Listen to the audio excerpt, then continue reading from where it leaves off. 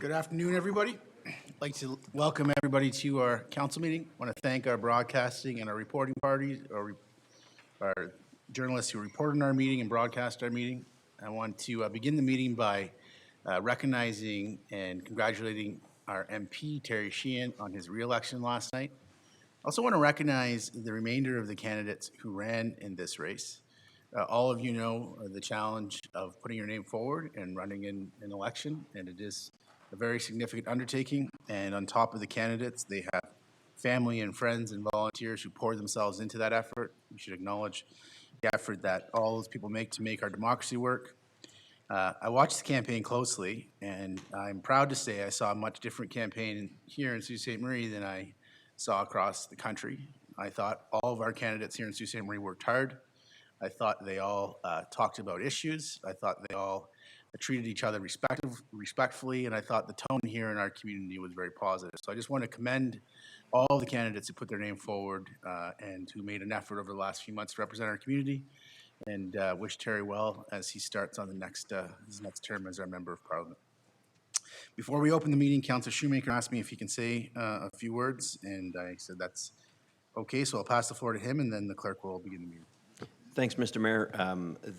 There was an open house at the Soup Kitchen last week on either Monday and Tuesday or Tuesday and Wednesday about James Street and surrounding area revitalization.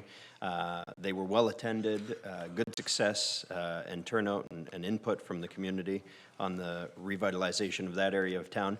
There is another workshop coming up next week on October 29th. And it's either from 4 to 6 or from 4:30 to 6:30 at the Soup Kitchen.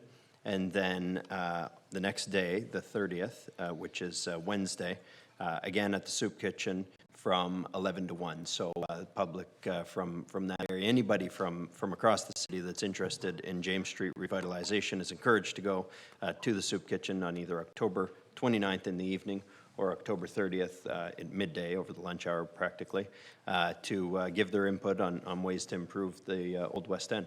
Thank you, Mr. Mayor. Thank you. Madam Clerk. Under agenda item 1, I have a motion by Councillors Bruni and Hilsinger, resolved that the minutes of regular council meeting of October 7, 2019 be approved. All in favor? Carried. And under agenda item 3, declarations of pecuniary interest, Councillor Nero has declared a conflict with respect to agenda item 5.4, YMCA Investing in Canada Infrastructure Program, as his daughter is employed by the YMCA. And Councillor Shoemaker has declared a conflict with respect to item 5.6 and 7.3.1, the Sault Ste. Marie Airport Development Corporation application to the Economic Development Fund, as the Airport Development Corporation is a client of the law firm. Any other conflicts, Council? Seeing none. Under agenda item 4, I have a motion by Councillors Bruni and Shoemaker, resolved that the agenda for October 22, 2019 City Council meeting as presented be approved. All in favor? Carried. And under agenda item 5.1, Francophone Immigration Week, Thomas Mercier is in attendance. Is Mr. Mercier in attendance? I do not see him. So I have a proclamation here, and I can just get to it, I suppose. Whereas National Francophone Immigration Week is celebrated throughout Canada with the slogan, Building Community Through Diversity. Whereas taking note with appreciation that immigration, refugees, and citizenship Canada strongly believes that attracting, integrating, and retaining French-speaking immigrants outside Quebec contributes to enhancing the vitality of communities by strengthening Canada's linguistic duality, increasing diversity within the communities, provinces, and territories. Whereas considering the relation between French-speaking immigrants, the vitality of the Francophone community, and the community of Sault Ste. Marie at large, and bearing in mind the positive impact that French-speaking immigrants bring to Sault Ste. Marie, therefore I, Christian Provenzano, as Mayor of the City of Sault Ste. Marie, do hereby proclaim November 3rd to November 9th, 2019 as National Francophone Immigration Week in the City of Sault Ste. Marie. Thank you. Under agenda item 5.2, World Polio Day, Jennifer Dixon, volunteer Rotarian with Sault North Rotary, is in attendance. Welcome to Council, Ms. Dixon. Oh, good afternoon, Mr. Mayor. So my colleagues are here with me, some volunteer Rotarians that are too chicken to get up. But we're also handing out some information to councillors about polio. A lot of people in Canada figure, well, we don't have it, so we don't need it. We absolutely do need it. In 1988, Rotary International became partners in ending polio across the world. That started in 1988 with 350,000 cases in 125 countries. As of this year, we are down to 3 countries and about 25 cases. So the individual Rotarians, we are part of a network of 1.2 million of us across the world, part of 35,000 clubs that get together and do fundraisers and other activities in the community. But part of our funding also goes towards ending polio. So thanks to Jamie Hilsinger at Algoma's Water Tower Inn, the water tower is going to be lit up this week in honor of End Polio Day on Thursday. The other thing that you will notice in media packages and in the news is something called a purple pinky, and this is what they're talking about.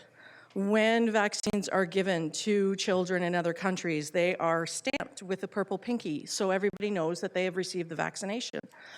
You'd think it's no big deal, but Rotary and its partners have been known to vaccinate 25 million children in 1 week. So this little purple pinky helps immensely. So again, we think we don't have to worry about it. I did some research, and former Mayor James L. McIntyre, who our library is named for, indeed was a polio sufferer. He was bedridden for a year when he was 16. So it does affect everybody. We had our own ward on Spring Street, I think, with a polio ward with the iron lung, that infamous iron lung that children were forced to live in for years, decades even. So thank you very much for taking the time. I've handed out some information about polio in general and our quest to end it. We're down to 3 countries out of 125. So it's going to happen in our lifetime. We will end this disease. So thank you very much, Mr. Mayor, for allowing me to come forward and for doing the proclamation. Thank you, Jennifer. Whereas Rotary is a global network of 1.2 million neighbors, friends, leaders, and problem solvers who unite and take action to create lasting change in communities across the globe. Whereas in 1985, Rotary launched Polio Plus, and in 1988 helped establish the Global Polio Eradication Initiative, which today includes the World Health Organization, the U.S. Centers for Disease Control and Prevention, UNICEF, and the Bill and Melinda Gates Foundation, to immunize the children of the world against polio. Whereas polio cases have dropped by 99.9% since 1988, and the world stands on the threshold of eradicating the disease, Rotary has contributed more than $1.9 billion in countless volunteer hours to protecting more than 2.5 billion children in 122 countries. Whereas Rotary is working to raise an additional $50 million per year, which will be leveraged for maximum impact by an additional $100 million annually from the Bill and Melinda Gates Foundation. These efforts are providing much-needed operational support, medical staff, laboratory equipment, and educational materials for health workers and parents. And whereas Rotary had played a major role in decisions by governments to contribute more than $8 billion to this effort. Now therefore, I, Christian Provenzano, as Mayor of the City of Sault Ste. Marie, do hereby proclaim October 24th, 2019 as World Polio Day in Sault Ste. Marie, and encourage all citizens to join with Rotary International in the fight for a polio-free world. Thank you.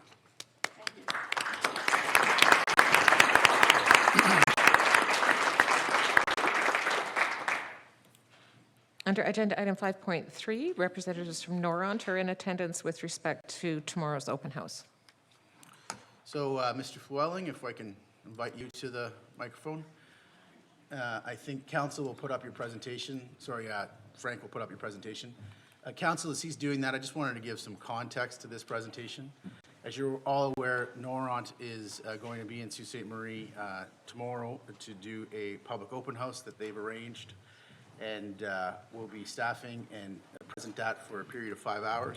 Since they were going to be in Sault Ste. Marie, I offered and extended the opportunity to Mr. Flewelling to attend at Council and give Council a bit of a presentation. You have met the Noront executive before, you've received a presentation, but this is to receive one in public, and obviously you'll have an opportunity after to ask Mr. Flewelling any questions you'd like to ask.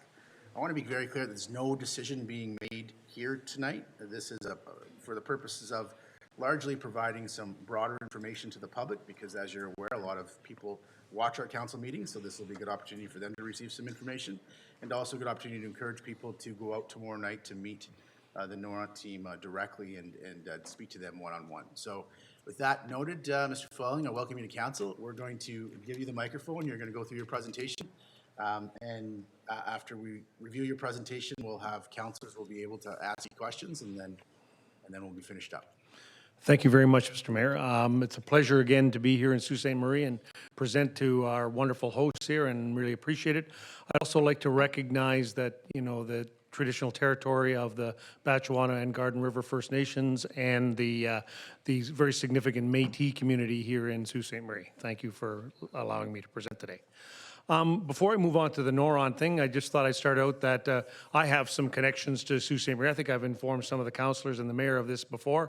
My mother's Sioux native, and she was born and raised here, and her sisters all grew up here. Unfortunately, my mother's passed away, but my mother's mother, my grandmother, her brother John Barker was a very prominent person in the Sioux community, and in fact, his name is, the mayor showed me his name on the wall outside. So I was very pleased to see that.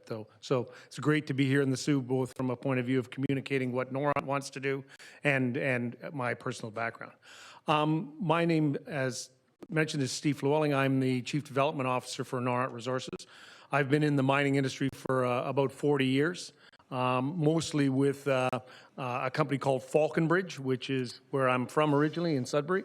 So I worked my way up through the Falconbridge organization until the point where I was the head of project development worldwide for Falconbridge, then for Xstrata, and then Glencore. And that includes numerous assets which are the foundation of what Glencore today operates in Sudbury. So I have a strong connection with developing mining projects and with mining projects in Northern Ontario. So the first slide is a picture of near the Noront site in the Ring of Fire, which is 500 kilometers north east of Thunder Bay and about 300 kilometers from the nearest infrastructure, either road or rail. That is a group of our First Nations workers that come from the local communities of Webequie and Martin Falls, and they're in the process of moving some material, some core material from a storage location back to our main camp. So while that's important, it's a nice picture, but what's important is it's important that we engage our local workforce, and particularly in the Ring of Fire, our First Nations workforce, where over the past 4 years, we've averaged 65% of our total workforce being from our local Indigenous communities. So that's something we're proud of and something that's very important to us. A little bit about the Noront pipeline of projects. We're at the bottom, you can see well, that's a cross-section through looking at the major deposits in the Ring of Fire. In total, in the Ring of Fire, there is 23 occurrences or deposits. These are the major ones. And we have a land base of claims and property that exceeds what we have in Sudbury right now. So it's a very significant area with significant potential mineral endowment. Our first project is the little red one. It's a nickel copper PGM project, precious platinum palladium project, very similar in nature to what exists in Sudbury today. So our first plan is to develop that mine and then build a concentrator for that and send that concentrate to Sudbury to either a combination or Vale or Glencore, which is the natural place for it. So economic activity for the Ring of Fire and further support of those facilities in Ontario. The gray is the chromite, and the chromite is why we're here today to talk about. And the chromite resource is the source of chrome ore for what ultimately becomes stainless steel. If you know, stainless steel has all stainless steel has chrome in it. Some stainless steels which contain chrome only, and that would be, as an example, what would be on the outside of your fridge, and that's mainly made in China. And then there's progressively better stainless steels which are nickel or chrome nickel blends. Example would be a quality pot and pan set or a quality knife and fork set that would say 1810 on the back. That's 18% chrome, 10% nickel. And then, of course, what the market that we're ultimately trying to produce for, which is the North American stainless steel market, relatively small, 6% of the world, but high-quality stainlesses. And a lot of the stainless that goes from North American production goes into things like aircraft engines and things like that, very high-quality products. So it's an opportunity for an Ontario-based producer. There is no production of chrome or ferrochrome or any chrome in North America. So it would be a local supply, which would be more cost-effective versus the South African or Kazakhstani supply, which is the current supply. So we have a very significant amount of chrome assets. The life of the assets, it will be very extensive, well over 100 years in our view. So once this region is open, it will be a producing region for mines and operations, not unlike Sudbury, which has produced over 100 years. Our ferrochrome, our chromite plan is to develop our Blackbird deposit, and I think you can see from the diagram it's right adjacent to the Eagle's Nest deposit and consequently has shared infrastructure, so it allows for a more effective development there. And then our plan is to build a ferrochrome production plant, which will make ferrochrome to supply the U.S. industry, with the potential to expand that plant in the future based upon the Black Thor deposit, which is on the right. First challenge we have to get by is we have a remote site. I mentioned the distance from Thunder Bay and the infrastructure. So what we have undergo right now is we have the beginnings of the process to establish the road network, and there's 3 components that are underway in terms of the environmental assessments that are ongoing for those. One is the existing road, and that's being managed by Arrowland First Nation. The part in the center, which is Martin Falls, is a proponent. Webequie is a proponent, and we're in the process of working with our First Nations partners and the government to establish a proponent for the missing piece. And this is the thing that requires the most focus, because until this happens, all the development is somewhat delayed, as has been the case for the last few years. I wanted to show you this because I think it's important to understand what we are as a company. This is a diagram of the Eagle's Nest mine, and that's the little red one I showed you. And at the bottom, with kind of the snow on it, that's our existing facility. And that was where the current camp setup is for operating in the Ring of Fire. And on the bigger diagram, the rendering is showing where we propose to put the surface infrastructure. And you'll notice that most of the new infrastructure fits on the already disturbed portion of land that we have in the Ring of Fire. And why that's important is this was very important to our community partners.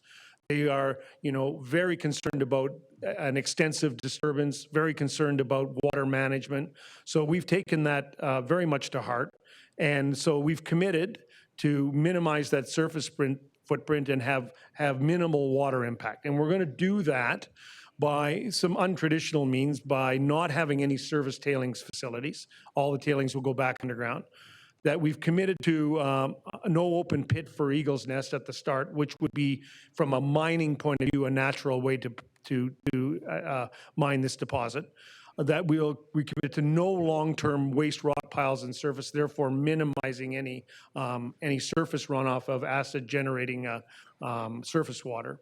We'll have no surface quarry and therefore have an underground quarry and therefore minimize that footprint. So what we took is a number of problems, including the quarry problem, and we've aggregated those all together in an underground mining solution, which minimizes any surface impact and significantly reduces any risks with respect to water management. So I think that's just an example. This plan developed over a number of years in consultation with our First Nations communities overall. So this is, I think, just an example. It doesn't really impact what we're here to talk about today, but I think it goes to a process of why engagement, consultation with communities, consultation with our First Nations communities is an important one.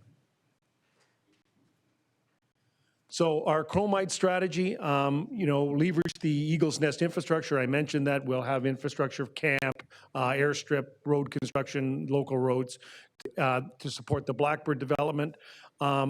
One of the opportunities we have due to the quality of the deposits in the Ring of Fire is we're able to mine without a concentrator for chromite. So we can mine selectively the very high quality lenses, which are the best in the world, and we don't require a concentration step, which again would produce more waste products. Then we want to produce a ferrochrome product for sale into the U.S. market. We think we're natural for that in terms of quality and proximity. And we went through a selection process to select a brownfield site. Our idea was to select a site that's already been had some environmental use before, not a brand new site, and we had a process working with 4 communities in Northern Ontario to do so. We ended up selecting, in our view, the site with what is I call the most potential to get to what we want to do at the end, and that we believed was Sault Ste. Marie. When I say potential to get to the end, it's just that we're on the start of a long journey to confirm that the things that we have to do can be done, and we can do them in a responsible way, and therefore build the plant. So we're at the start of that journey. There's been no commitments, obviously, to actually build something. We are working with, hopefully, the city of Sault Ste. Marie closely, as we have been, to define what we want to do, engage the community to make sure that it's an acceptable thing for the community, and go through the extensive environmental assessment process that will be required. Our estimation that over the next 5 years, which is what we think it's going to take, that will cost us in excess of $50 million to do. So, but that's worth it due to the quality of the plant that we hope we can build here, the quality of the assets that we have, and the extensive capital that's required, which is in excess of $1 billion to build the facility here. So it's a very challenging piece of work, but we hope that we're able to do that and get it done with a great partner in the city of Sault Ste. Marie. I mentioned those. That's just, again, a little close-up again on those resources, the key ones being Blackbird and Black Thor. So the plant. So the current design we have for the plant, we have a preliminary design that we worked and developed with Hatch Engineering, and Hatch is the preeminent Canadian engineering firm and the most, and the preeminent worldwide, if you want to call it hot metal engineering firm in the world. We recognize that to do what we want to do, where we want to do it in Canada and the communities, it's going to take a very significant effort and a very significant technological application of the appropriate technologies to minimize the waste products that we have to manage. When we were looking at the Algoma site, we thought it was a natural from many factors, including the access to power, access to rail infrastructure, which is very important because all the major materials come into the plant by rail, and access to the U.S. market, and access to a skilled workforce. This is going to be a very highly technological plant and requires an absolutely skilled workforce to do it. I'll get a little bit more, and I'll give you an example of why that's important. And we therefore thought it was the appropriate site. We aim to establish a very modern, best-in-class flow sheet, which deals with the many issues that go with the production of ferrochrome. It's a Hatch design, designed here in Ontario. It's designed to minimize what is probably the most serious of the environmental concerns, the production of hexavalent chrome, which is an absolutely known carcinogen, and therefore, if you're going to do this, you got to do it in a very responsible and in a manner that minimizes the production of hexavalent chrome, which we believe we are committed to do, and we believe we have an approach to do so. You want to make sure we maximize dust capture with state-of-the-art dust management systems. And as you all know, with what we saw in the federal election, we must be sensitive to the energy and greenhouse gas effects which is an issue with respect to the production of ferrochrome, and I'll get into that in a moment. The major technology at the center of this is two 65 megawatt DC electric arc furnaces. And the reason that that's selected is they're the best technology to do the multitude of things we have, which starts with recovering the most chrome you can from the ore and getting it into ferrochrome, rather than less in the ore and more in the waste products. So that's very important. In addition, this furnace technology works in a reduction environment, and what that means is it works in an oxygen-deficient environment. And hexavalent chrome is formed in the presence of heat and oxygen. So by starving the furnace for oxygen, we limit the amount of that's produced. In addition, for the dust that's captured, we capture the dust from the furnace And the DC electric arc furnace technology allows us to recycle all the furnace dusts versus putting them in a disposal pond back into the furnaces.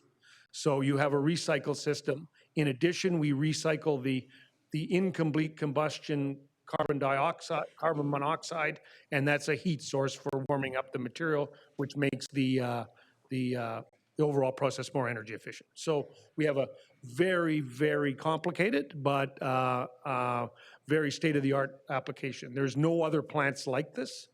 This would be the first application of this suite of technologies in the world.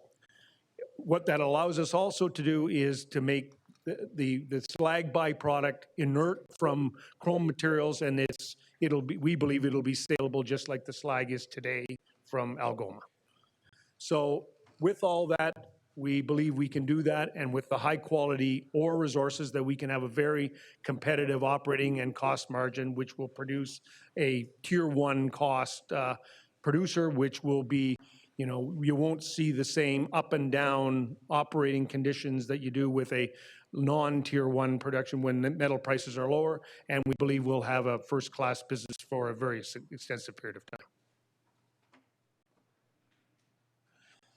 This is a preliminary drawing of the location of the plant. You can see that the proposed plant is situated on the large slag area that is west of the current Algoma plant. The black is the total facilities. The plant is the actual small box in the center here. Right here, that's the actual plant. So it's not terribly large plant, and the rest are ore handling and other material handling facilities. We intended, working with Algoma, to dovetail some of the material handling systems with their own that already exist. I put this up because it's going to be an issue this is a diagram showing all the ferrochrome production facilities in the world except China. And if you put the Chinese ones on top of this, there would be the same number that are already there again, which would all have to squish into us. So there's a very significant number. And quite frankly, there's a number of different technologies, a number of different standards, and a number of different approaches. And some of them, if you want to find them to be, if you want to call it irresponsible relative to the production of waste products, you can find it. There's no doubt about that. The business has been operating in different jurisdictions for a long period of time, and there's many members of the ferrochrome production community that do it in a less effective way. So we don't intend to be one of those. We intend to be a first-class producer that meet the requirements and the standards, not only our government standards, which are very significant, but also our community standards, which is what's important to us. We don't want to be in any community where we're not welcome. We don't want to be in a community where we intend to be for 100 years and be a bad neighbor. That's not what we want to be. We want to be a good neighbor. We want to be doing this in a responsible way. And we fully expect over the next 5 years, as we go through the process, to ultimately decide whether we're going to do it or not, that we will fully engage the community on what we're doing, what those choices are, and how do we do it. And that will be in addition to what is the very significant process that we will run with respect to the formalized environmental assessments, both federal and provincial. So this is a bit complicated, but I just wanted to, show you a little bit of what I was saying. We've got a flow diagram at the top, and that's just the major flow steps that are designed to do a number of things. And one is minimizing Chrome 6 production and making the operation energy effective. So if you look at the energy effectiveness and you say the 280,000 tons of ferrochrome is going to get produced in the world, and there's 13 million tons per year produced, so I think that's a pretty good bet that that's going to happen. If you say incrementally, what's the impact on greenhouse gases if we do it with our plant versus if the Chinese or the South Africans do it? And the bottom bars represent the greenhouse gas impact of us doing it, which is at the bottom, and them doing it. So I think from a world greenhouse gas point of view, there's an opportunity to do it more responsibly and lead the way, rather than we'll all go out and buy our utensils and whatever else we buy made of stainless steel with the chrome made in China or South Africa, where 80% of it gets made. So that's a choice we can make, and I think we can make a better choice and have a responsible choice and show the world that tough things for tough applications can get done. Now, I wasn't going to go through all the different elements of what is our environmental health and safety management plan and what we're doing to manage the environment, but you can see the four major issues that we're trying to work on: process design, water protection, air emissions control, and management of solid waste. Now, with respect to process design, I've talked about that a little bit, but what this plant will ultimately do is all the dust will be recycled. So it's a closed loop system. Is there some small amount of effluent from that? Yes, there is. Do we believe that it's going to be an inert effluent? Yes, we do. We will work with you to demonstrate that it is. And the other is water protection. All the processed water in this design is recycled. So there is no discard of any processed water with this plant. So you have some water input. The water's reused in the different captured in the different unit processes and recycled. So there's no processed water that exits this process. One of the challenges is when you're in an open field, you have to collect groundwater from rain and snow and things like that. We will capture that material, then we will treat that, and that will either top up what we need in the process or that will go to the environment. But direct process-based water will not go into the environment at all in this process. I mentioned about an extensive period of time. You know, we're working, I mentioned on the road, that's still our number one priority, getting the road to develop the Ring of Fire. That's working with the province and our community partners on that. Then we have the Eagle's Nest mine. That is a 5-year time frame of an updated environmental assessment, updated feasibility work, and then a 3-year construction period. And then during that time, our plan would be to run the feasibility process, and that's shown under engineering on the bottom. That's the FPF engineering, of which there's 3 steps. And then the EA process, which will include an engagement process, which will be more extensive than what's required from just the environmental assessment requirements. So we know that's going to be a significant effort. We know it's going to take lots of time, and we believe we can do it, and we can get the community to say, yeah, this is a good idea and we should do this. I wanted to show you this, and this is a ferro-nickel project in New Caledonia. And for those that don't know, New Caledonia is a pristine South Pacific island that's a French protectorate. So it's in the South Pacific, but it has all French regulations, which are extensive. And this is a development that I was responsible for, and we developed a ferro-nickel processing plant. It's a big one. It would be about twice the size of what we're proposing to do here. But what's very interesting about it is it had to have all the elements I spoke of, which are built into the design of the ferrochrome plant, which this plant was also designed by Hatch. And you can see where it is. It's right on this.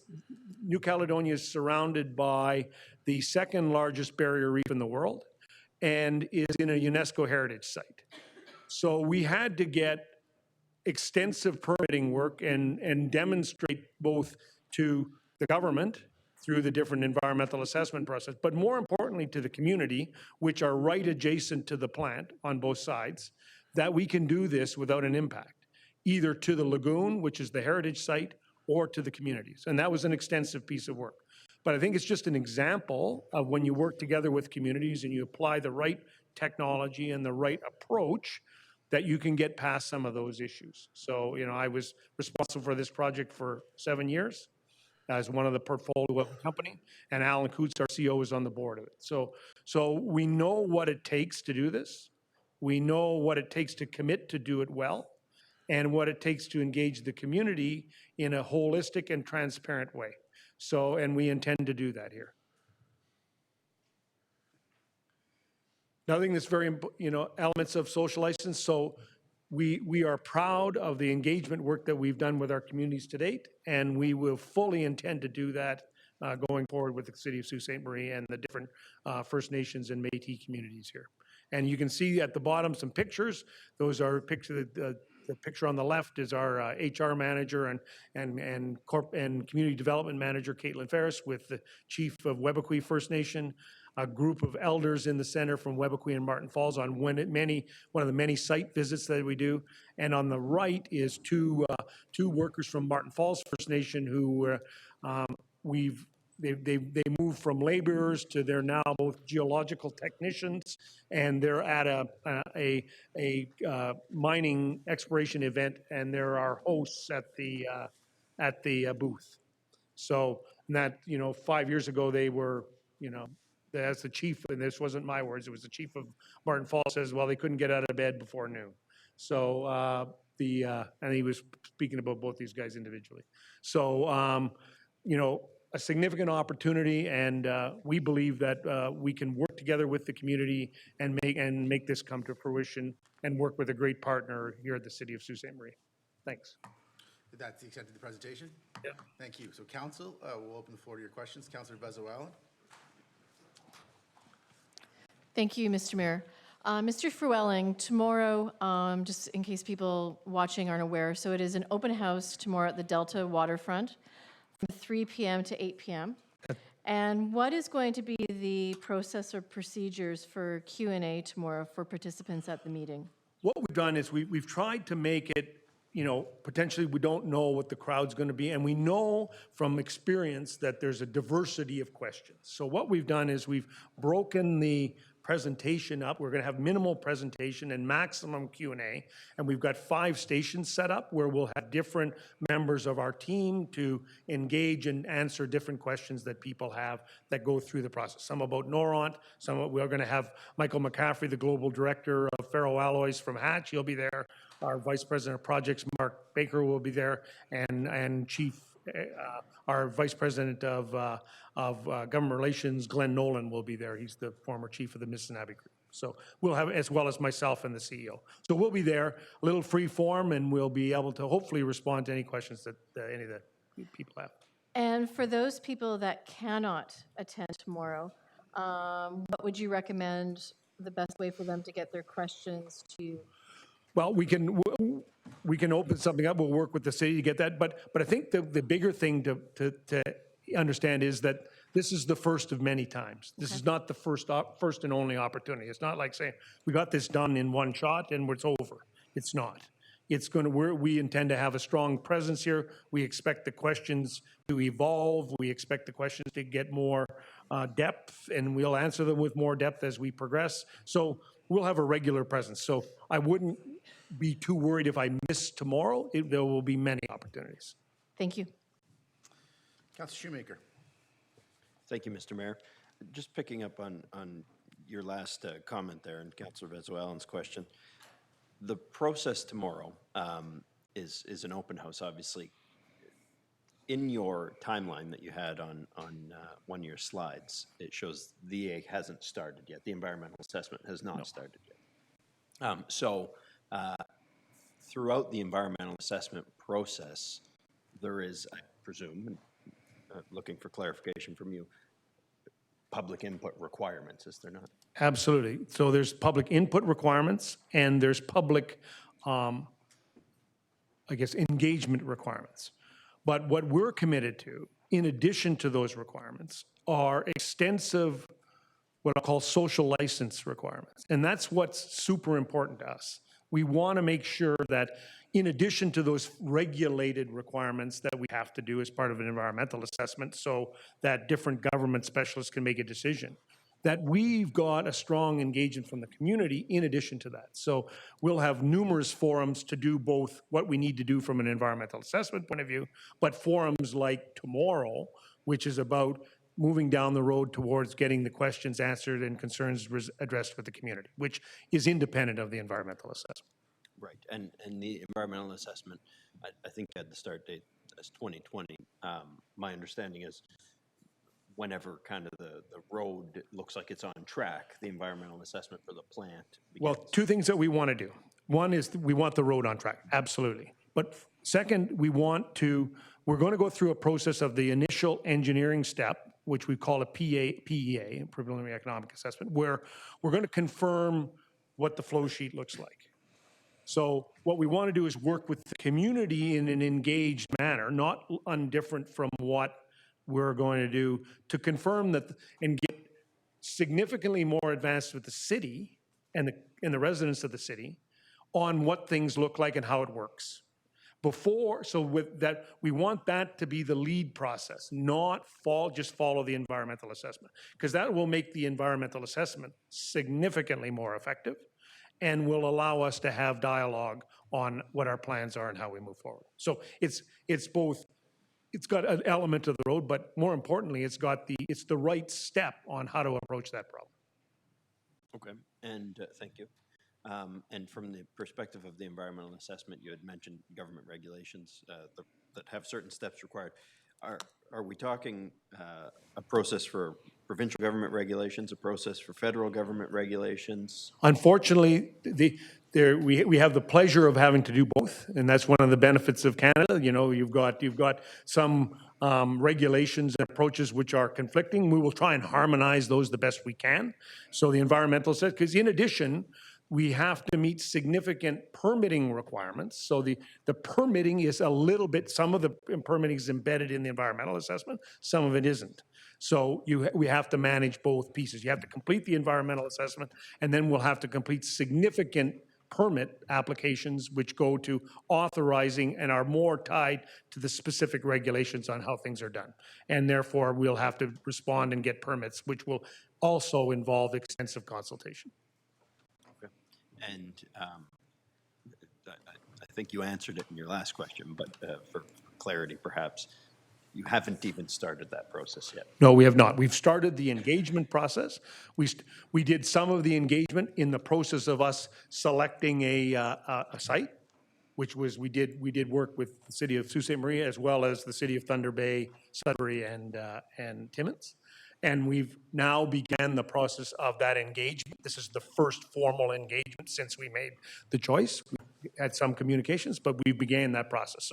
So we intend to use a process like this for a year. We'll work through what we believe is some of the early technical stuff, working with the community, and then we will begin the environmental assessment process, hopefully in a year from now. And you expect it to take how long?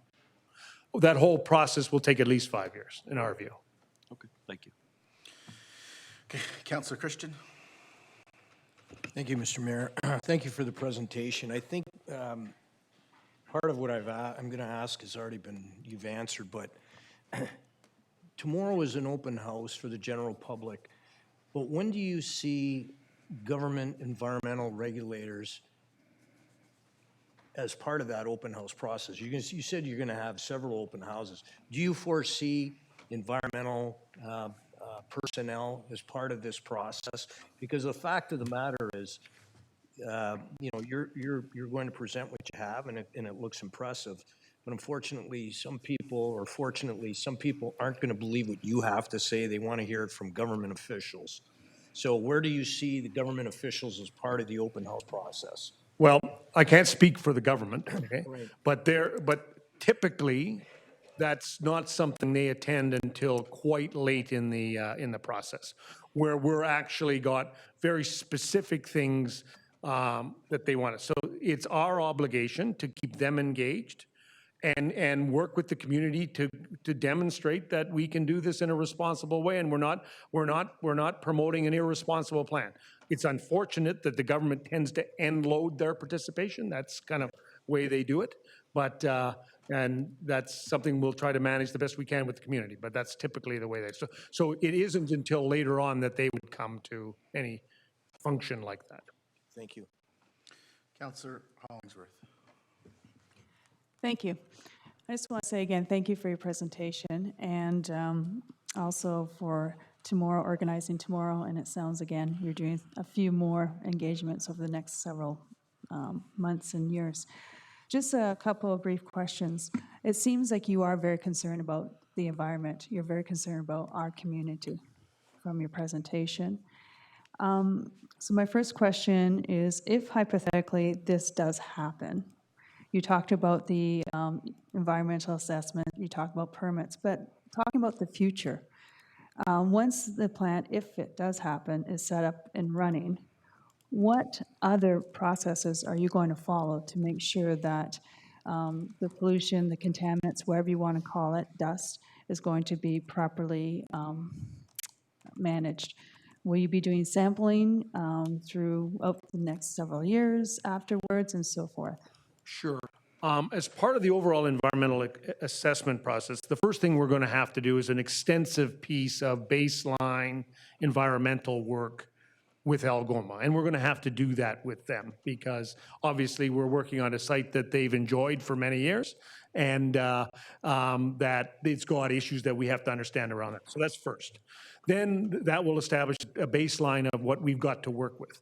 But our commitment is to be, we will have extensive environmental monitoring because we will be trying to manage measurements that are almost down to unmeasurable levels. So we'll have extensive environmental monitoring and we will have extensive transparency with the community around what that is and what it isn't. So, that's what I've done at least a half dozen times before. And that's the way it should work. So we will be very clear with the community what we intend to do and what the performance measures are and what the data that we collect shows relative to that performance. So absolutely, you'll have extensive engagement, monitoring, and communication. Okay, a couple more questions. So it sounds like this monitoring will be for the life of the plant. Life of the plant, yeah. Okay.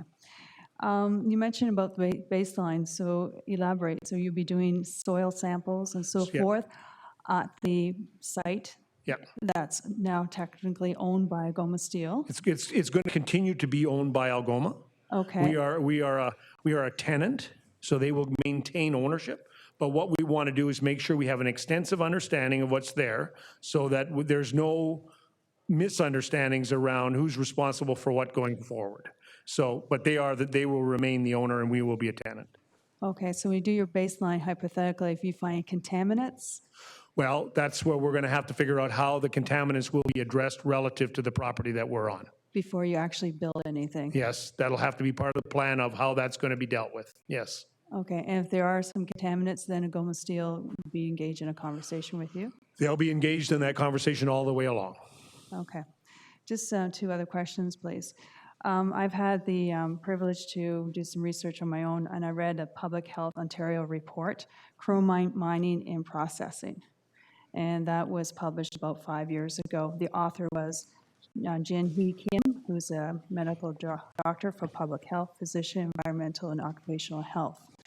And he, in his report, along with other physicians and so forth, outlined many other plants in the world, as you noted in your presentation, especially Finland. The plant in Finland, is that the same plant that was built by the engineering firm that you're going to be working with? No, it wasn't. That plant was built by its owner, Outokumpu, and it's been built in phases over the last 50 years. So it's got a hybrid of new and older technology that are associated with that. So it's well over, some parts of it are well over 50. It was not built by who we're working with, no. Okay. And you briefly mentioned about the engineering firm you're going to be using or hope to use. How many plants have they built in the world? And again, where are they located?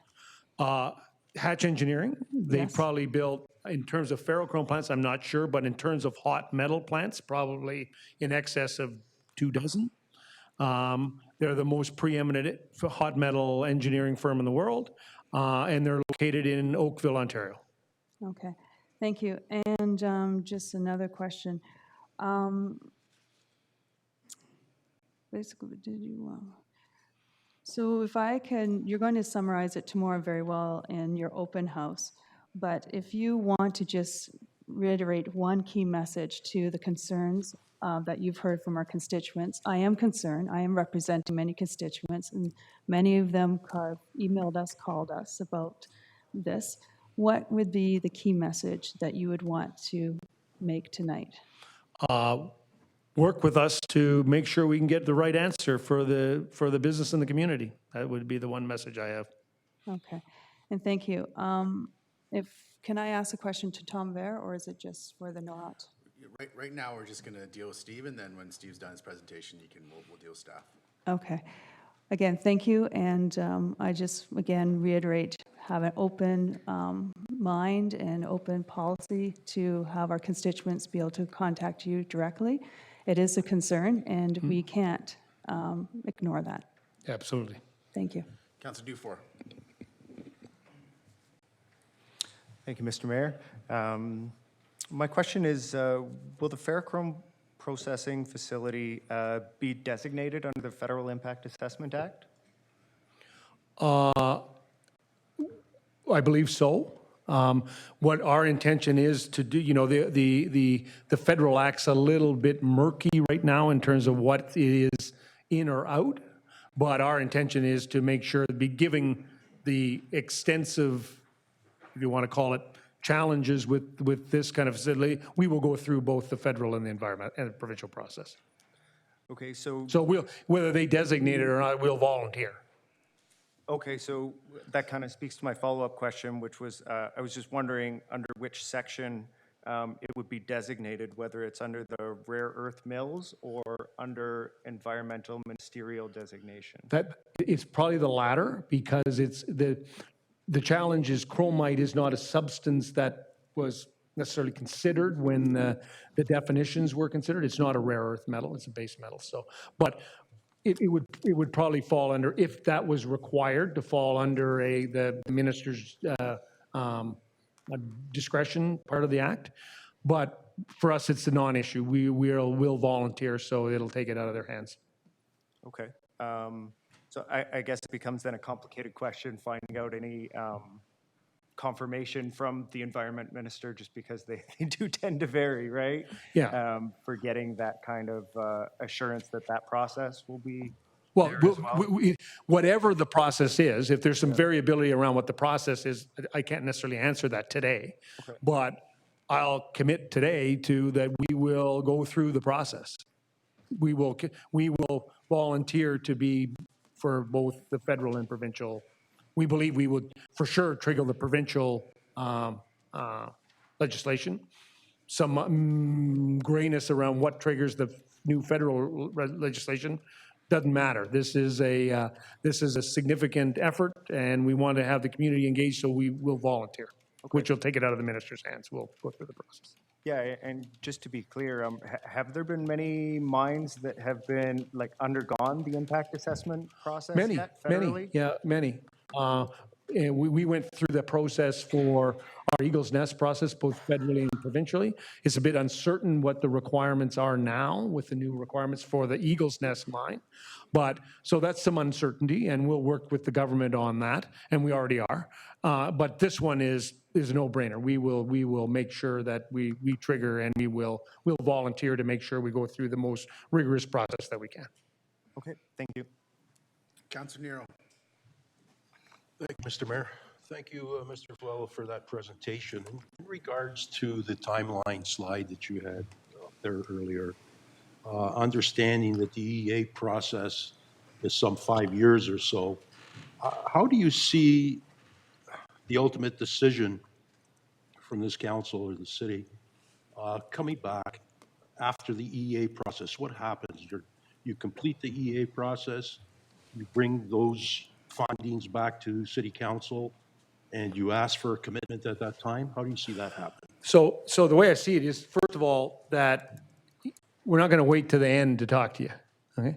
So we'll talk to you all the way along, and we'll talk about, in a transparent way, what the controversial issues are. So there's no wait to the end and flip a coin, okay?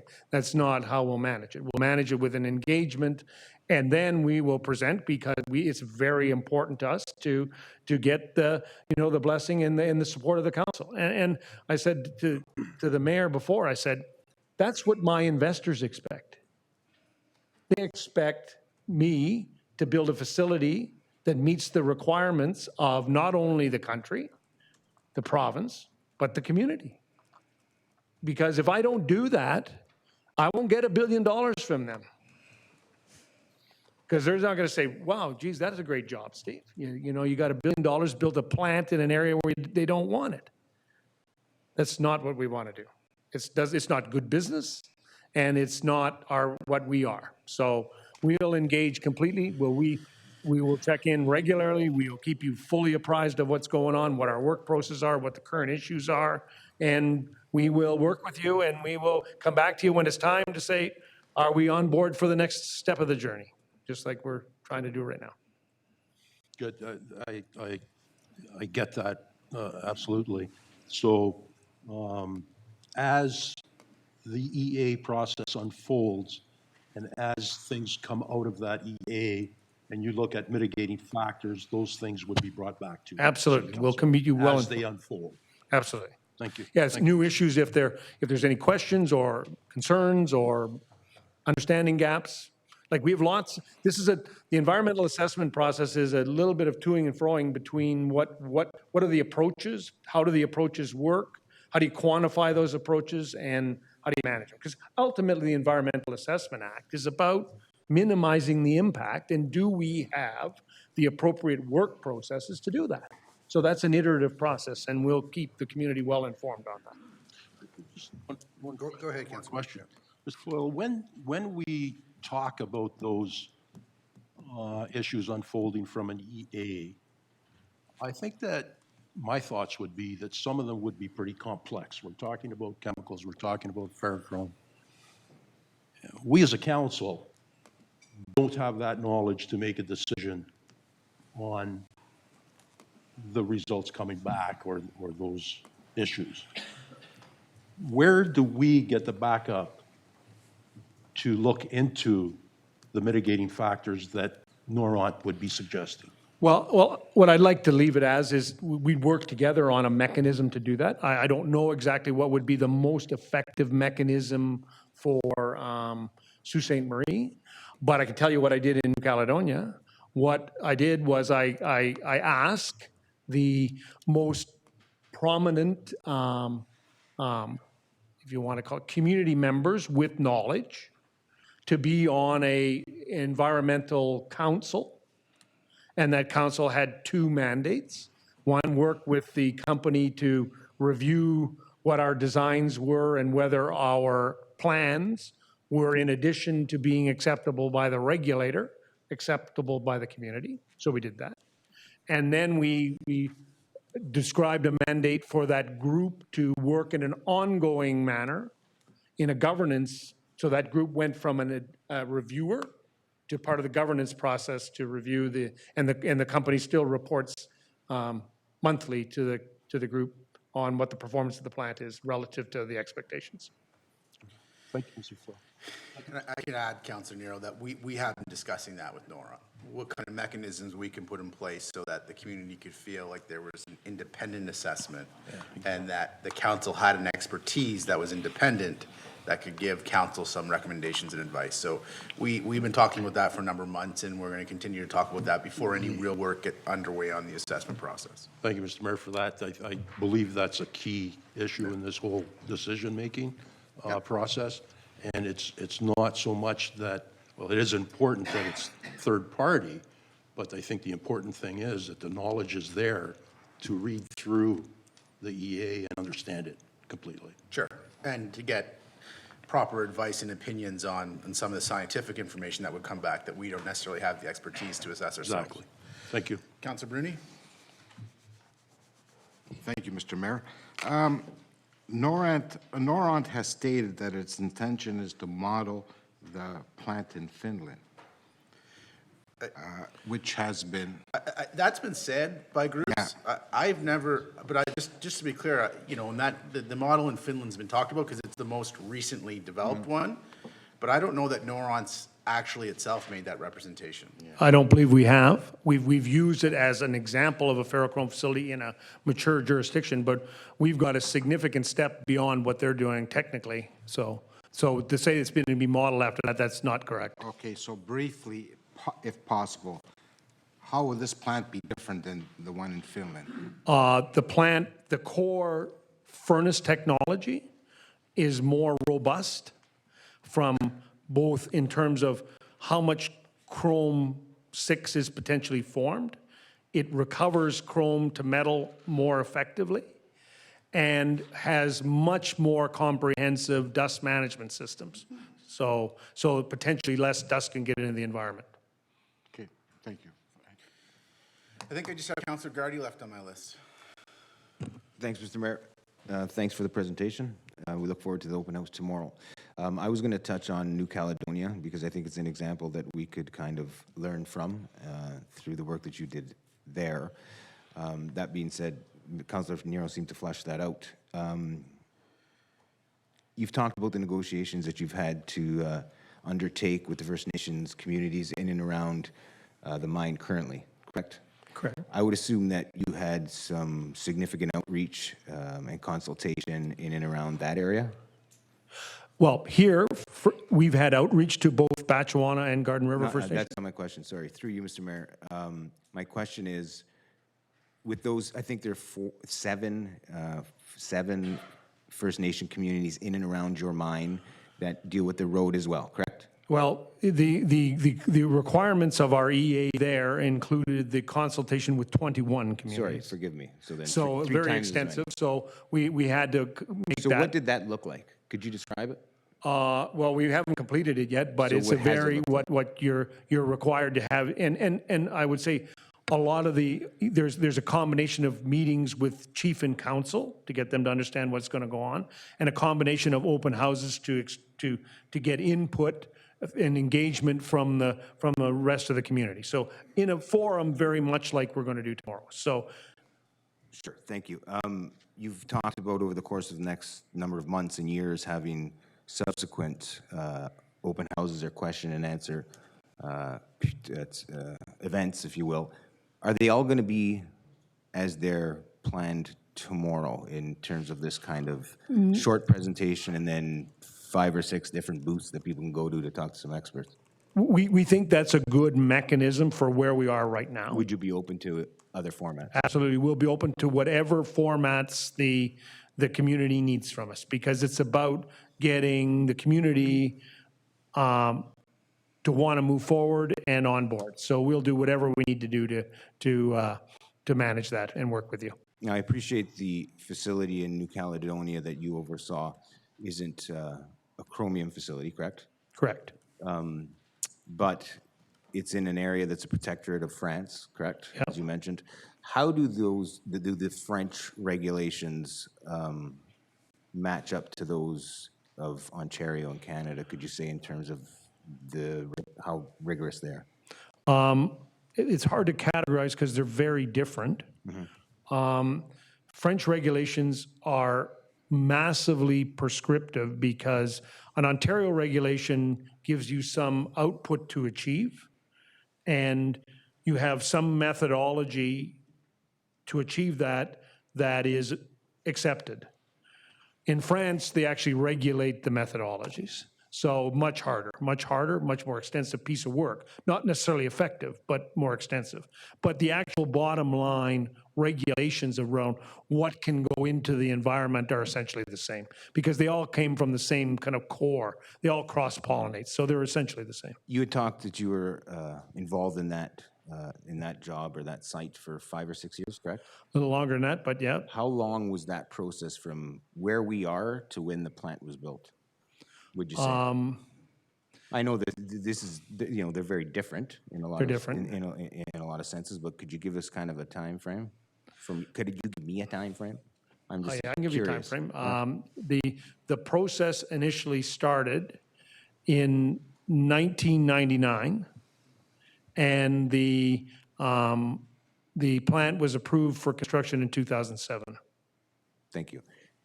Now, you've also, reiterated this evening, as you mentioned to us in a meeting a month or two ago, about the sophisticated design that you have for capturing dust and making sure that no water, contaminates groundwater or any other type. Where do you do the R&D for this, and could you explain the science behind it and a little bit of that? Because to me, I'm having a hard time getting, I appreciate your frankness, and I appreciate you talking about how thorough and rigorous and how sophisticated of a process this is, but where do you do the R&D for it? How do you simulate it? Can you talk a bit about that? Sure. First of all, so some of the technologies we're going to use have been used in this Conneamble plant, for example. So a lot of the technologies may not, So it isn't that there's a lot of brand-new stuff. What there is there's a collection of appropriate things that come together.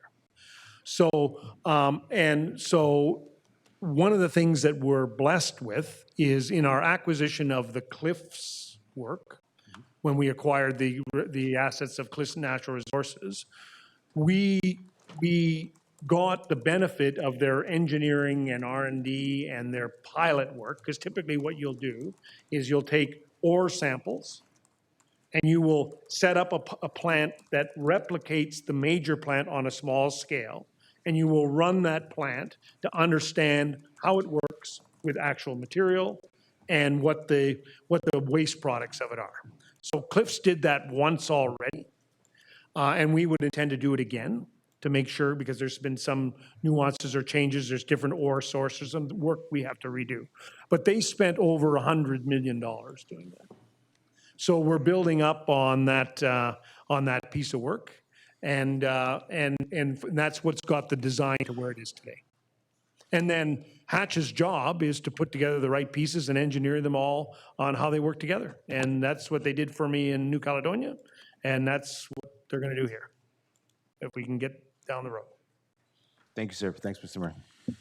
So, Council, we have a number of other delegations that are here with us that are presenting on other items. So we're going to wrap this up unless anybody else has any questions for Mr. Fuelling. Just have a few comments before we do wrap it up. I looked out and I saw actually Mr. Telvidi here, who's on an entirely different matter tonight. But when the city and the EDC delegation went down to Toronto to meet with Noront, Mr. Telvidi was in the room. He was an engineer that we'd hired to give us some advice, and he was there with us. And he actually, looking at him, made me think of that day, which was February 2nd of 2018. And Tom was there, and Dan was there. And every time that I have met with Noront, Tom has been there, and Dan has been there. Rick was only there the one time, but these other two guys have had to be with me all the other two times. And one of the things that I really want the community to hear tonight, and I really want the community to understand tonight, is that the city was very clear in its submission, both written and in person, and Rick can attest to this, that what we were making a submission for was the opportunity to assess this facility and its appropriateness in Sault Ste. Marie and to work with Noront on that.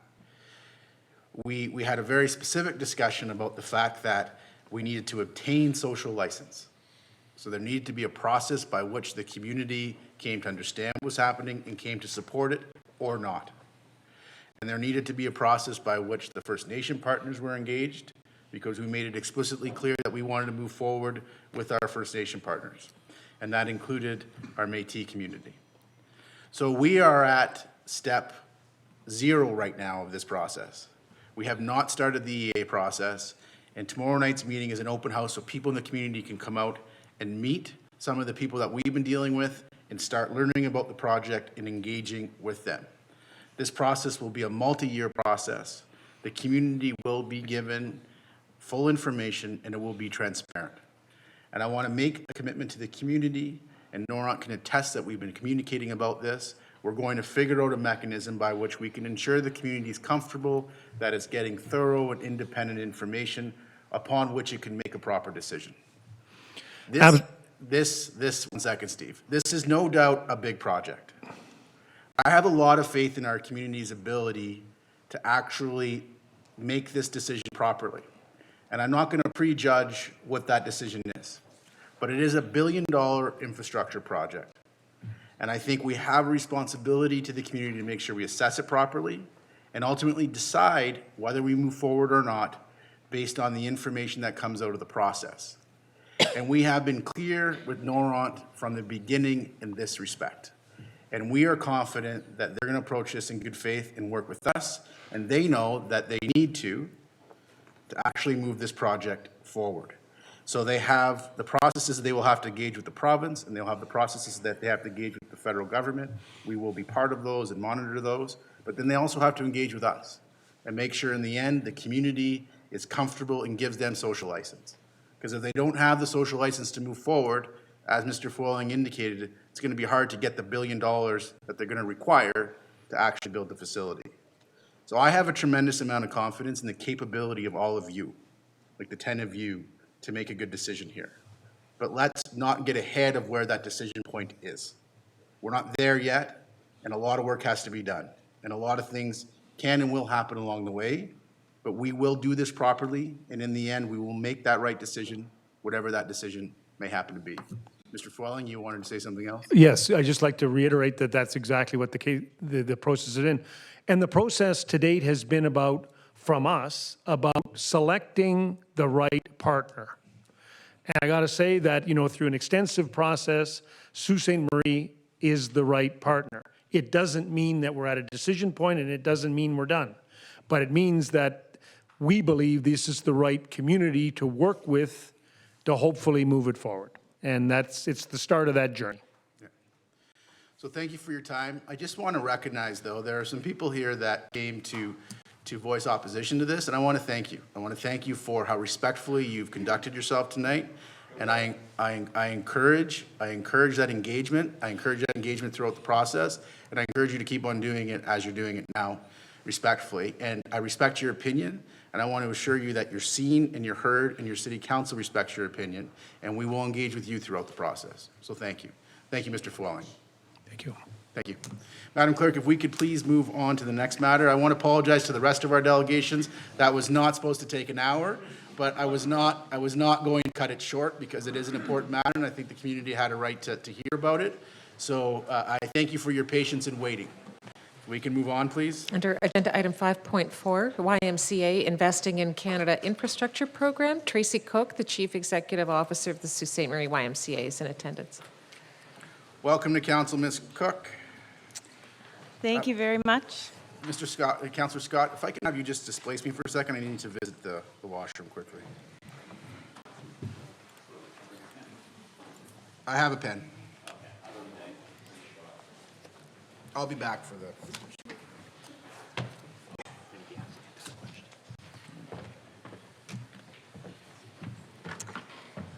Well, thank you very much, everyone, for having us here today. As the mayor said, my name is Tracy Cook. I'm the CEO of the Sault Ste. Marie YMCA, and I'm here today with our president of our board of directors, Joe Rosewell, and Jim Jansen, who's the senior vice president for YMCA Ontario, as well as a number of my board of directors and dedicated staff.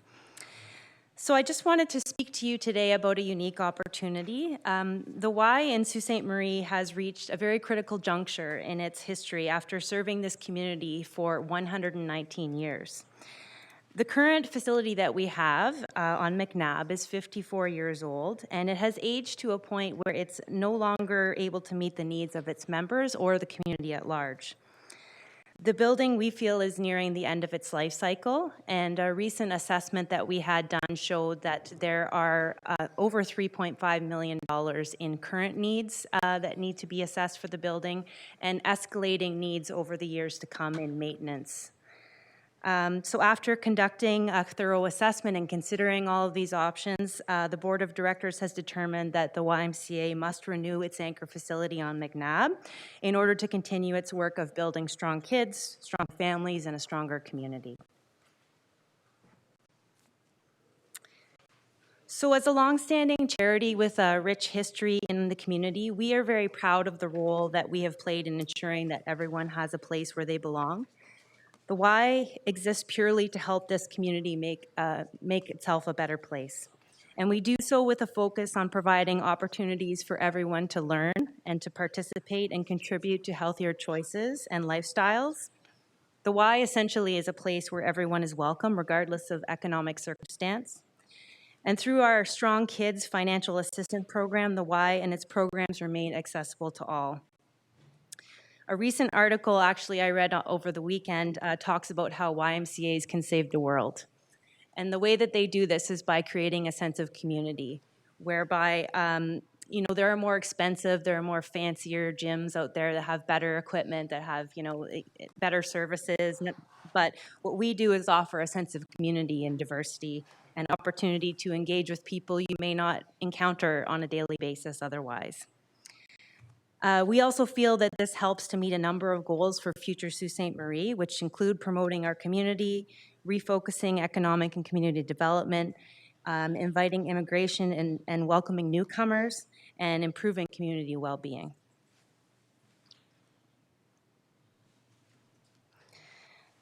So we're very early in this process.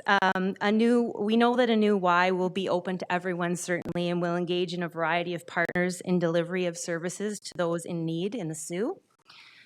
These are just a sampling of potential programs and activities that we could have at our new Y. Some of them we already have, some of them we don't. Certainly, it would be a very engaging process and engaging members, engaging partners, engaging the community about what they would like to see their Y be. So a new Y in the Soo would focus on health and wellness to help reduce the rate of heart disease and childhood obesity. It would help draw businesses and families to the community. It would support economic growth and new jobs.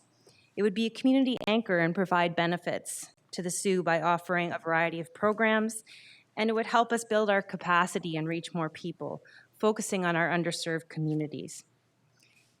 Essentially, it provides a safe place for kids and a great place for families to connect and continue to be the largest nonprofit childcare provider in the Soo.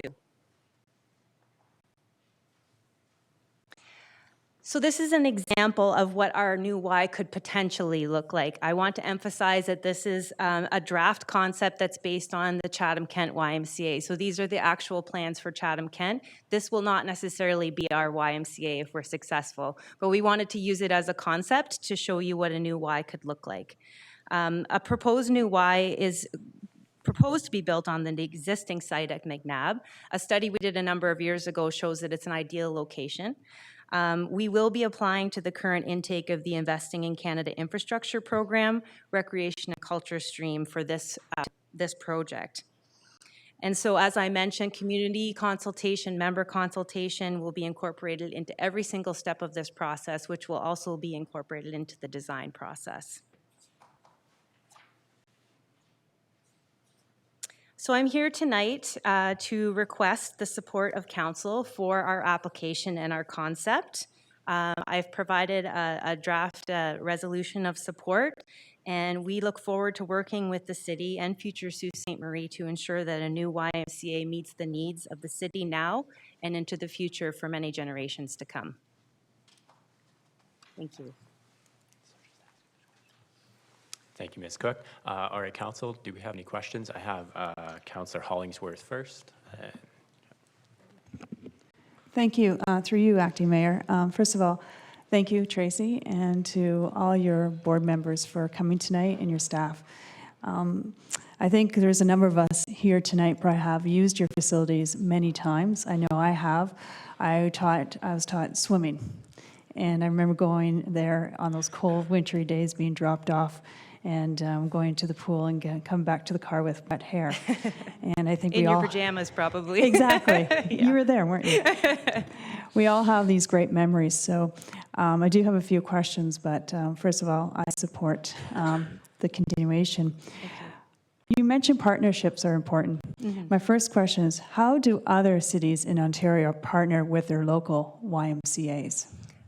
That's actually a really good question. In the past 10 years or so, any new Y facility that's been built in Ontario has been some sort of partnership with a municipality.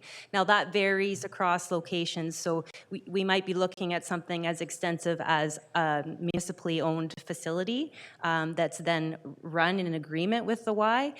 We have examples like Innisfil YMCA that's owned by the municipality, but there's a cold side with an arena and a hot side with the pool and the facilities that a Y would have, and the Y operates the hot side and the cold side's operated by the city.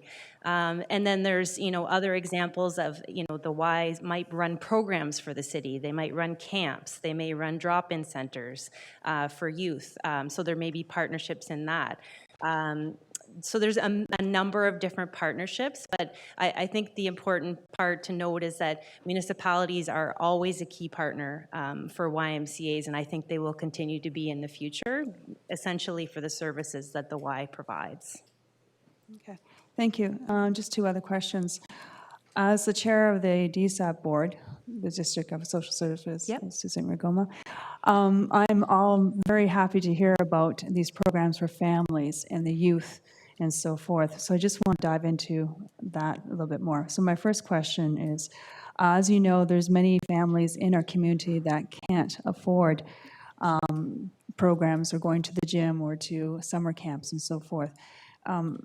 What's your thoughts?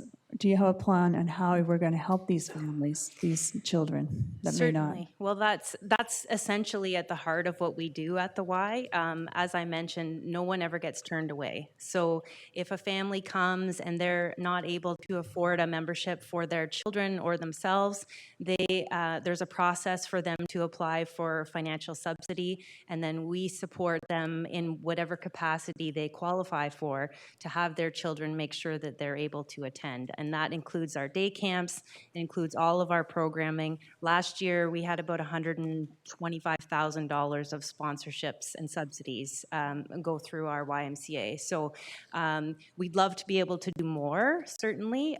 We do raise money every year through a Strong Kids campaign to help support that, and we would love to see that piece of it grow too.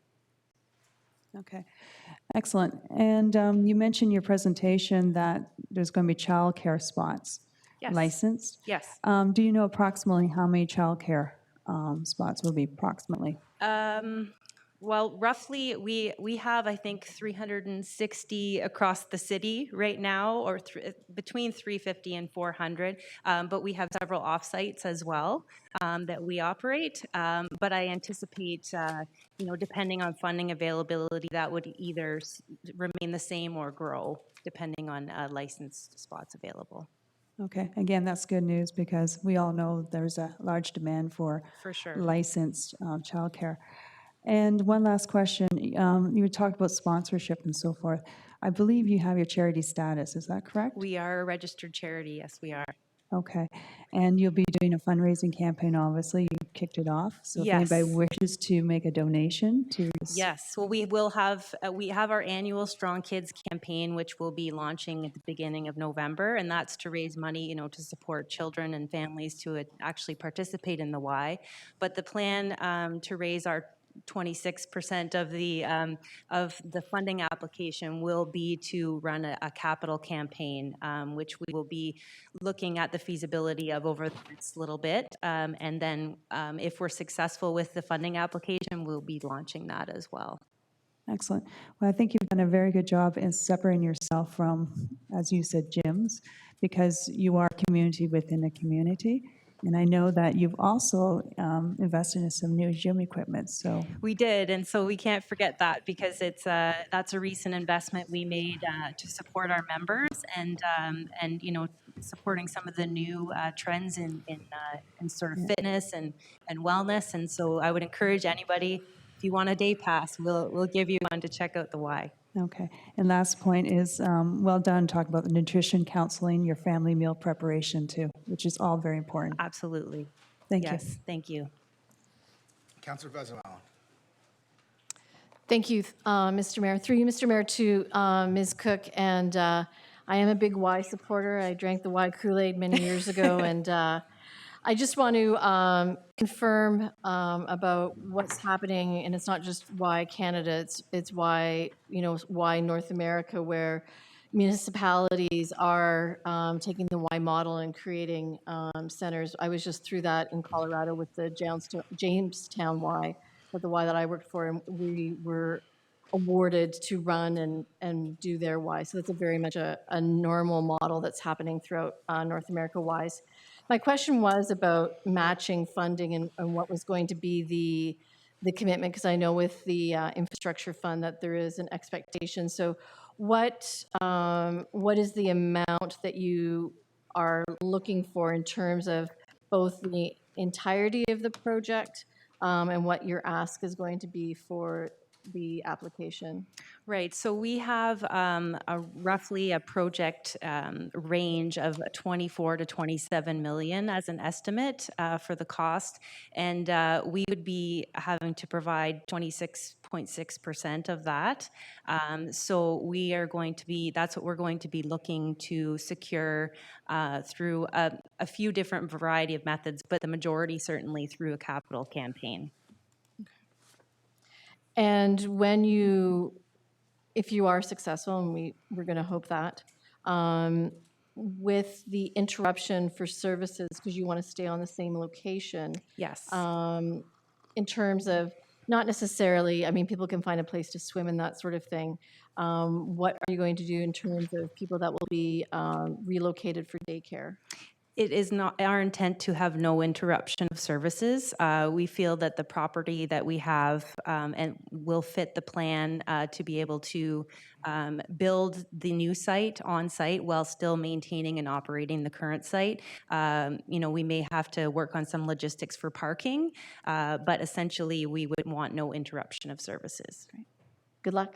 Thank you. Council, do we have any other questions? Councillor Hilsinger, do you have a comment? Go ahead. I am very, very fond of the YMCA. I took leadership training there as a teenager. I taught swimming. I took swimming under the guidance of Alice Nelson. My children went to daycare there. They went to summer camps. I was part of the Learning, Earning, and Parenting program through the Red Cross that was held at the YMCA. I love the YMCA. It's a fabulous thing, and our community needs us, and I wish you the best, and I hope all of our colleagues here will join you in supporting your efforts. Thank you so much. One thing, I'm a new CEO to the Y, but one thing I've seen in the Y network is we start every meeting with a Y story. And unbelievable Y stories that I've heard, about how the Y's impacted people's lives, how it's been ingrained in their whole being for their families since they were young. And I think it's just proof of it's no different in Sault Ste. Marie. Amazing stories and amazing people have gone through that building. So thank you very much for saying that. Well, I was going to make some positive comments too, but I'm just going to leave it at Councillor Hilsinger's comments and just reiterate those. So we're going to have the clerk read the motion and then we'll vote. A motion by Councillors Bruni and Shoemaker, whereas the Sault Ste. Marie YMCA is a long-standing charity with a rich history of 119 years in the community, ensuring that everyone has a place where they belong.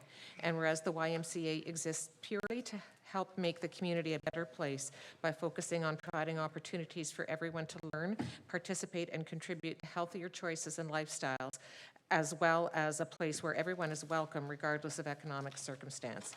And whereas the YMCA has reached a critical juncture in its history whereby the current 54-year-old facility on McNabb Street has aged to a point where it is no longer able to meet the needs of its members or our community at large and is nearing the end of its life cycle.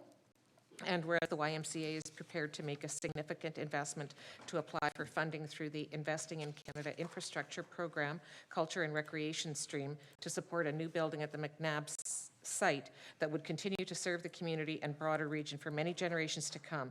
Now therefore be it resolved that City Council endorse and support this application for funding and look forward to future collaborations with the YMCA on this project. All in favor? Motion carried unanimously. Thank you so much.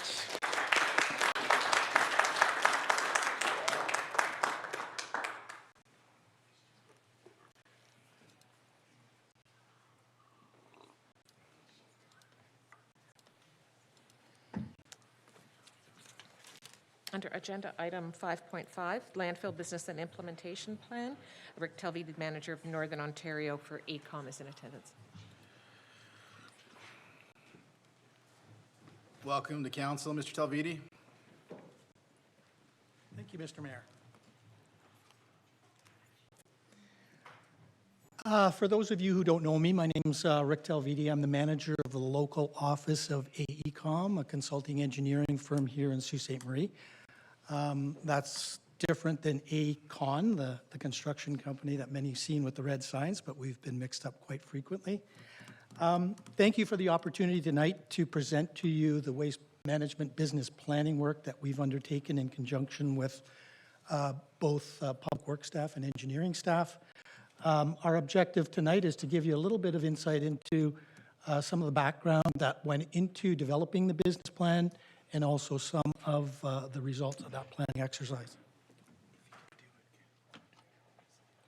So why do we need a business plan? The graph that we've presented here basically doesn't reflect your specific expenses or your revenue stream specific to waste management program activities or your infrastructure, but we just wanted to highlight the importance of a business plan. In this case, the graphic representation, the blue line represents your expenditures over time, and obviously those expenditures can vary significantly year to year. in the case of your waste management programs and your infrastructure. For example, if you had a major equipment expense in a given year, obviously you'd see a significant increase in the cost for that particular year. But over the course of a long term, the revenue stream, we want to see that to remain fairly consistent over time. So there's a need to look at your expenditures and your revenues over a relatively long period of time to ensure that you're going to have enough money in the bank to pay for your expenditures long term. So what infrastructure items and what services have we included in this business plan? So you've got a number of programs and infrastructure that services the waste management components of your services. First and foremost, you've got your curbside waste collection programs, partially through city staff and partially through contracted services. You've got your multi-residential waste collection, which is a contracted service, which was the subject of a council meeting several meetings ago in September. You've got your curbside collection and processing of recyclables, which is a contracted service provided by GFL. You've got curbside collection and processing of leaf and yard waste and the composting of that leaf and yard waste up at the landfill.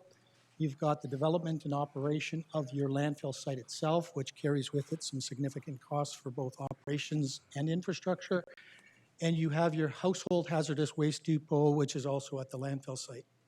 So our approach here, which is really an asset management approach, was to look at all of your buildings, your land, your equipment, your operations, your maintenance, your labor costs, and your contracted services costs, and look at how you can meet your expenditure needs over a period that extends to 2030. With this slide, we've just taken a breakdown of your costs that you incurred in 2018 related to your waste management programs and infrastructure. And again, we just wanted to give you a little bit of insight into what your big expenditures are. But if we move from left to right across the graph, you've got your curbside waste collection program, which is about $1 million a year. And that, as I mentioned earlier, includes both your contracted services and the city services.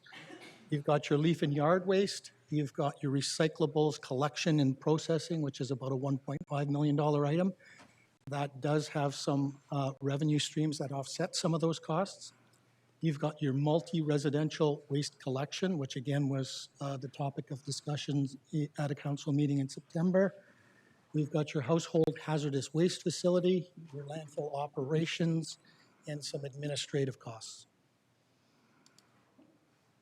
If we now take a look at the snapshot of your revenues for the same period in 2018, the first three columns on the spreadsheet moving from left to right or of the graph includes the user fees that are collected. You've got bag fees, which, as you can see, doesn't really amount to much.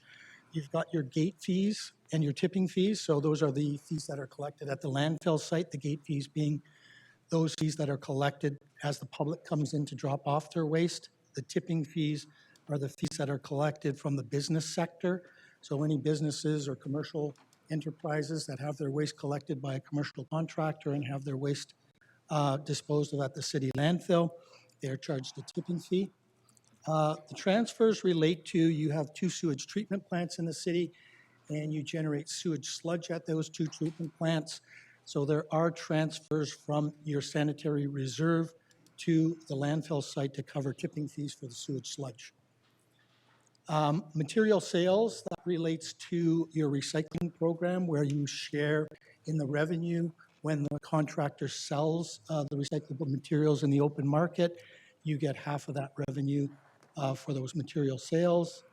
The subsidies relate to subsidies that are given to you to help offset your recycling costs.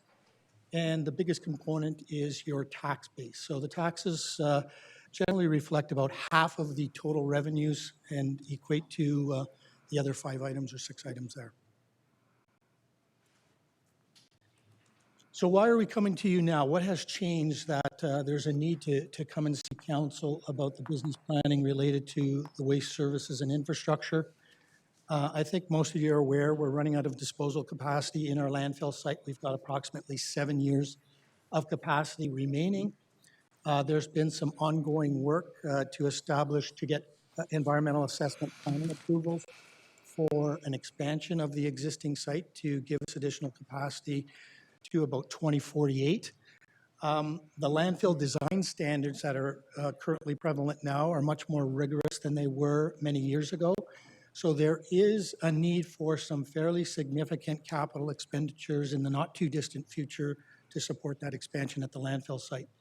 And the graph to the right basically highlights that we've got an estimated $20 million in expenditures spanning from about 2020 to 2024. So there will be a need to put some money in the bank so that we have adequate funds to fund those expenditures in the future.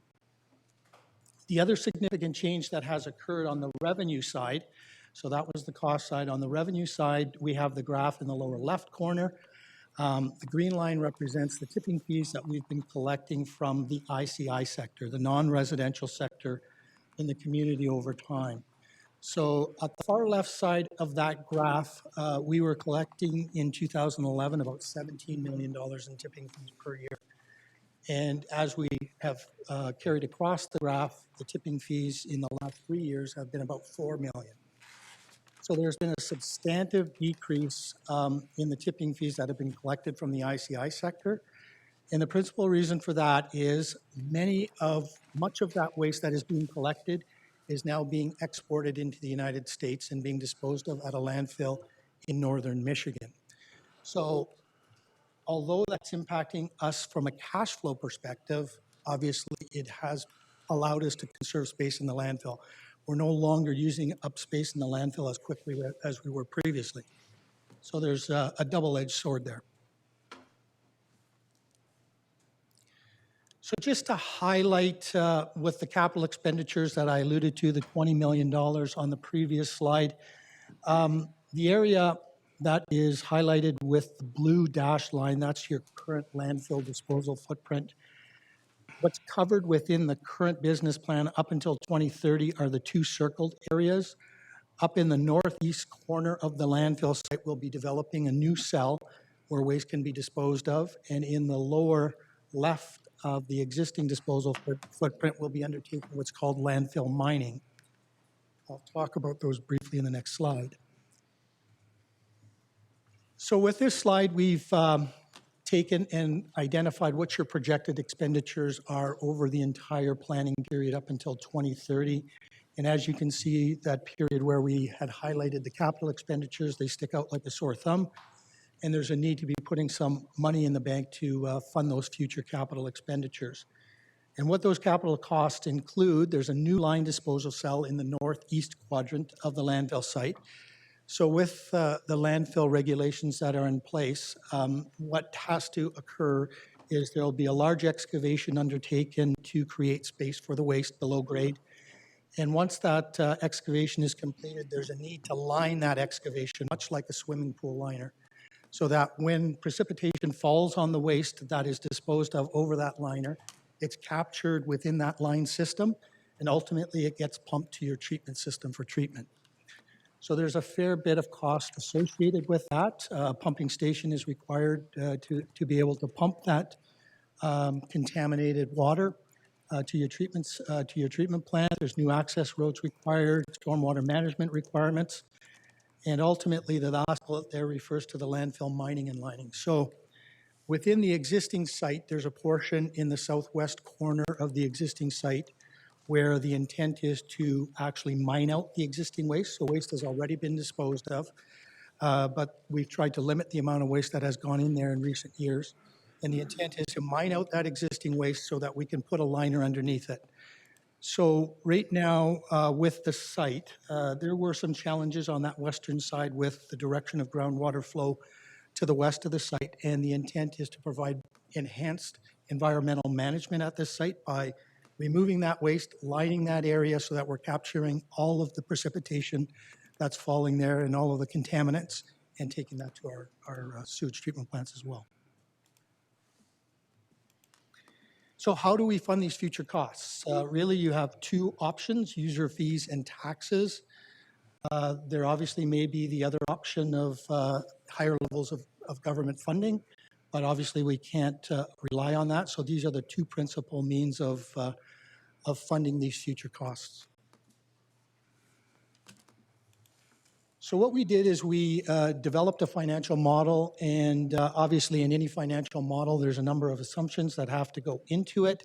So we created a number of scenarios that had different assumptions attached to each one of them.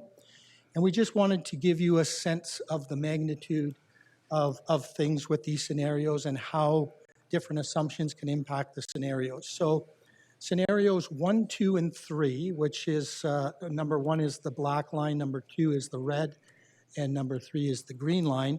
Basically, what we've done is we've varied the quantity of non-residential waste coming into the site. That's the one that attracts the highest revenues. So if we were continuing to see the volumes that we saw in 2011 throughout the timeline of this plan, we would have enough money to fund all these future expenditures. So if things had remained status quo with 2011, things would have been quite rosy. Number 2, we looked at a situation where the quantity was cut from about 26,000 tons a year down to 10,000 tons per year. And as you can see there, by 2030, we're about $20 million in the hole. And number 3 was really modeled sort of as a worst case, which assumed 0 tons of ICI waste coming to our site. So we had no tipping fee revenue from the ICI sector. We'd be about $30 million in the hole. So from there, with the remaining scenarios, 4 through 7, all of those assume 6,000 tons of ICI waste a year. And the reason we picked that is really where the quantity has leveled off in the last 3 years. So over the last 3 years, we've been seeing roughly 6,000 tons of ICI waste a year. So it's been fairly consistent. So all of the remaining 4 use that 6,000 ton volume. With number 4, what we've got there is we've got modest increases in both user fees and taxes modeled over the course of the plan to 2030. So that would include roughly 2% increases a year for both user fees and taxes. With number 5, the only thing we've changed there, just to give you an appreciation of the decision that was made by council in September, the difference between 4 and 5 is 5 takes out the multi-residential waste collection services that the city will no longer be providing as of 2021. So with that removed from the business plan, there's roughly about a $2 million savings over the course of this plan as a result. And with scenario 6 and 7, the intent there was to ensure that we had adequate revenues across the entire timeframe of this plan to ensure that we could meet all of our expenditures. And the only difference between the two was the manner in which the additional revenues were developed. So scenario number 6 was developed with the focus being on increased tax revenues to make up the shortfall. And scenario 7 was modeled with increases in the user fees being the primary focus of generating the additional revenues. So in 6, so in scenario 6, we have modest user fee increases of about 2% a year over the course of this planning period. And with the waste management system levy, we have an increase of $239,000 for 2020. And the average levy increase across this planning period is $350,000 per year. So this would compare, you may recall, with recent increases you've had with your waste management system levy. I believe in 2017 and 18, you had increased your levy contributions by about $600,000 in each of those years. So in 2020, we'd be looking at an increase of about $239,000, and then average increases across the entire period would be about $350,000. Under scenario 7, we'd only maintain modest waste management system levy increases of 2% per year, so increasing the tax portion of your revenue stream by 2% per year. And initially, we'd increase the tipping fee at the landfill by $10 per ton, and the average annual increase we'd require over the entire planning period would be $23 per ton. So those are the two different scenarios that were modeled to generate adequate revenues. And And as noted, if you're fortunate enough and programs become available, there is obviously the potential benefit of trying to leverage funding through higher levels of government in the future. But this is our current snapshot of where things sit. Okay, Council, I imagine you have a number of questions. Councilor Nero, then Councilor Shoemaker. Thank you, Mr. Mayor. Thank you for that presentation, Mr. Talvidi. Just one question. In regards to the plan for future expansion on landfill, and given the fact that the drop in tonnage of IC&I waste from 2011 to 2018, do we take into account the tonnage that's going into the U.S.? Should something happen there that it can't go to the U.S., or we have a different contractor that brings it to our landfill? Very good question, Councillor Nero. So we are currently involved in the Waste Management EA on behalf of the city. We did just present to the ministry last week the approach that we have used in projecting the future quantities that would go to the city landfill. And in doing that, we have suggested to the ministry that it is imperative that we assume that all of that ICI waste could eventually be coming back to our city landfill. So the planning for the current expansion incorporates all of the entire waste stream being generated in Sault Ste. Marie and the surrounding area. Okay, good, thank you. Councilor Shoemaker. Thank you, Mr. Mayor. Through you to Mr. Talvidi. On slide 8 here, you had a graph showing that there's a sort of peak in expenses at 2021, 22, 23, and 24.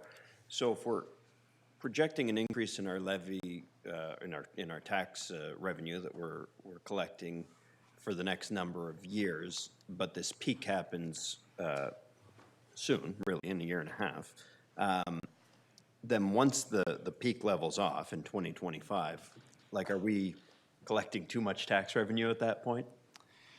So that's also a good question. So I'll just go back one further slide here. So, oops, going the wrong way. Just to highlight with the expansion, so the expansion itself is segregated into phases, and in total there's 8 phases to the expansion. So within this time frame that's covered by this business plan, we're covering 2 of the 8, so roughly 1/4 of the expansion. But I will note that the landfill mining component is one of the most capital intensive phases of the expansion, so it's the most costly. So we are only covering 2 of the phases of the expansion. So as we go beyond 2030, there will be additional spikes required for expenditures. And the intent of this plan is for it to be revisited on a fairly frequent basis so that you can, because the other thing I should mention is, with the waste management industry, it seems to be in a constant state of flux. Many of you may have heard about certainly the changes that are occurring with respect to recycling and the circular economy. And for example, with the recycling program, that's in part funded by the city and in part funded by the stewards that generate the packaging materials. But in the future, the intent is that the stewards would take full responsibility for that program. So some of those costs may move out of your business plan in the future. So I guess to answer your question, there will be other spikes in the future, but at the same time, there's the intent to revisit this plan fairly frequently as changes occur and other expenditures are brought into the plan. Okay. And then on this map, I'm glad you went back to it. I'm trying to figure out where Root River flows here. So is the expansion in the top right-hand corner, which I think is the northeast corner, if my bearings are right? Yeah. Is that expanding it closer to the Root River? So Root River is actually down at the bottom right-hand corner of the slide, but Cannon Creek does flow around the top portion of the landfill site. So there is an expansion that is going closer to the Cannon Creek. However, with this particular site, the groundwater flows to the south and to the southwest. And in this case, as we noted, that particular cell will be fully lined. So all of the precipitation that falls into the waste in that particular cell will be captured in the line system and ultimately will get pumped to the sewage treatment plant. Okay, thank you. Are those your questions? Yes. Councillor Shoemaker? Councillor Hollingsworth? Thank you. Through you, Mayor, to Shelley Shell. Can you just update us, do we have any other projects that right now currently we are debt financing? To you, Mr. Mayor, to Councillor Hollingsworth, yes, we do have projects that are on the books, and if you recall, several meetings ago, we were talking about McMeekin, and we'll be looking at debt financing potentially for that project, and it'll depend on the outcome of the grant, how much we borrow. Could be upwards to 25 million if we do not receive the grant. It'll be slightly less, obviously, if we do receive the grant. There's other projects that are on the forefront that might be coming forward, potentially a new fire hall, and there's other things as well. So there is several projects that are going, but just to touch on that, when we were looking at Rick Telvidi's graph that was showing where we're going to be peaking in those certain years, we will have to manage the cash flow in those years, probably internally, if our reserves are still in good shape at that point, and we won't have to borrow for that. So we should be good with this plan going out without having to go out and borrow externally. Okay, good information. Thank you. Any other questions, council? Seeing none, thank you for your presentation, Mr. Telvidi. Thank you, Mr. Mayor. A motion by councillors Nero and Shoemaker, resolve that the report of the land development and environmental engineer dated October 22, 2019, concerning the landfill business and implementation plan be received, and that scenario 6 of the waste management system business plan be approved, including the 2020 operating budget funding of a $239,000 levy increase and an increase in the tipping fee from $70 per ton to $77 per ton. All in favor? Motion is carried. So thank you for your patience, Sault Ste. Marie Airport Development Corporation. It's, we actually kept you here this long because I just enjoy seeing former Councillor Kompotic in the council chamber. Well, thank you very much for being patient with us. So, Mr. Mayor, members of council, thank you for the opportunity to speak tonight. As you know, we do have an EDF application that's on your agenda, but I am just speaking about the airport in general terms today, but would be happy to answer any questions you may have. As you noted in my background, I do have a few members of our board of directors here, as well as some of my management team. So I'll just quickly run through my presentation, because I know I've seen it in your agenda package, and I'm sure it's getting late in the night for you guys. So again, we're pleased to provide Mayor and Council an update today on our success and challenges. As you know, we've celebrated 21 years of ownership and management of the Sault Airport. We are unique in the country. We are the only regional municipal-sized airport that is privately owned and operated. So it brings its own unique challenges, but its own unique opportunities as well. So we've had a great board of directors, and we've had a lot of success due to that. We're excited to be planning our future and working towards enhancing our services at the airport. This presentation will provide you a quick overview, and we appreciate the opportunity to work with all levels of government in partnership to advance our continued success in meeting the services of the needs of the industry over the next 20 years.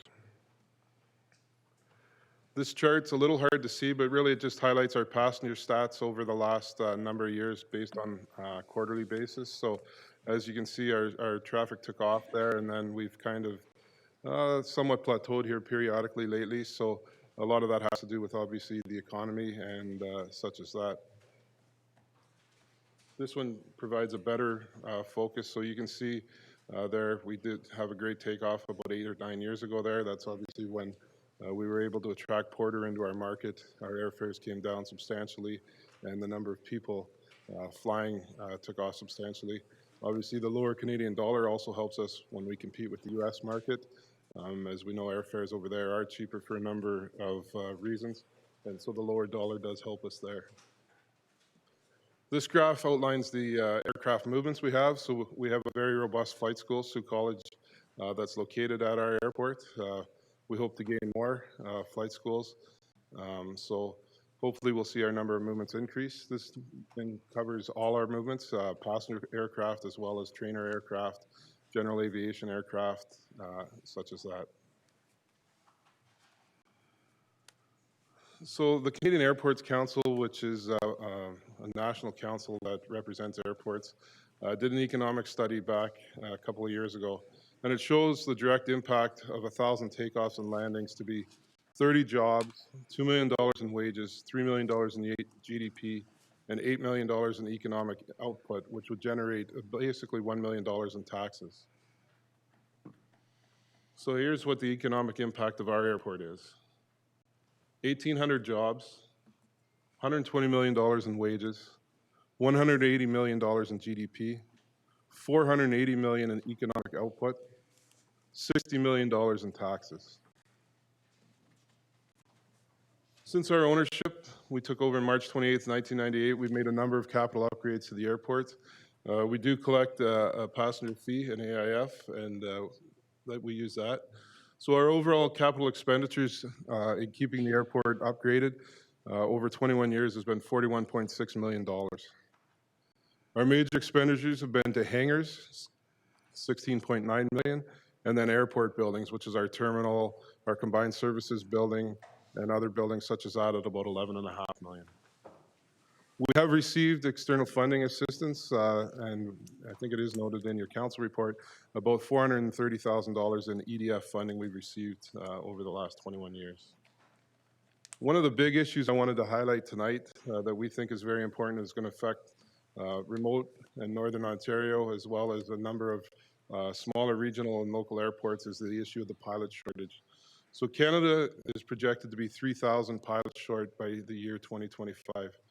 There's 1,200 pilots licensed per year. That's down 28% since 2009. So in the past 10 years, we've dropped our pilot graduation rate by about 28%.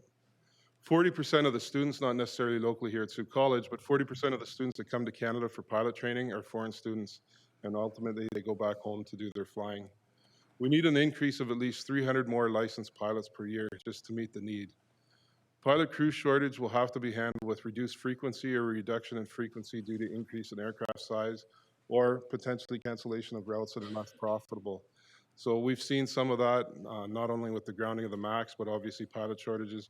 So we have seen a reduction in some capacity to our market, mainly last month and this month.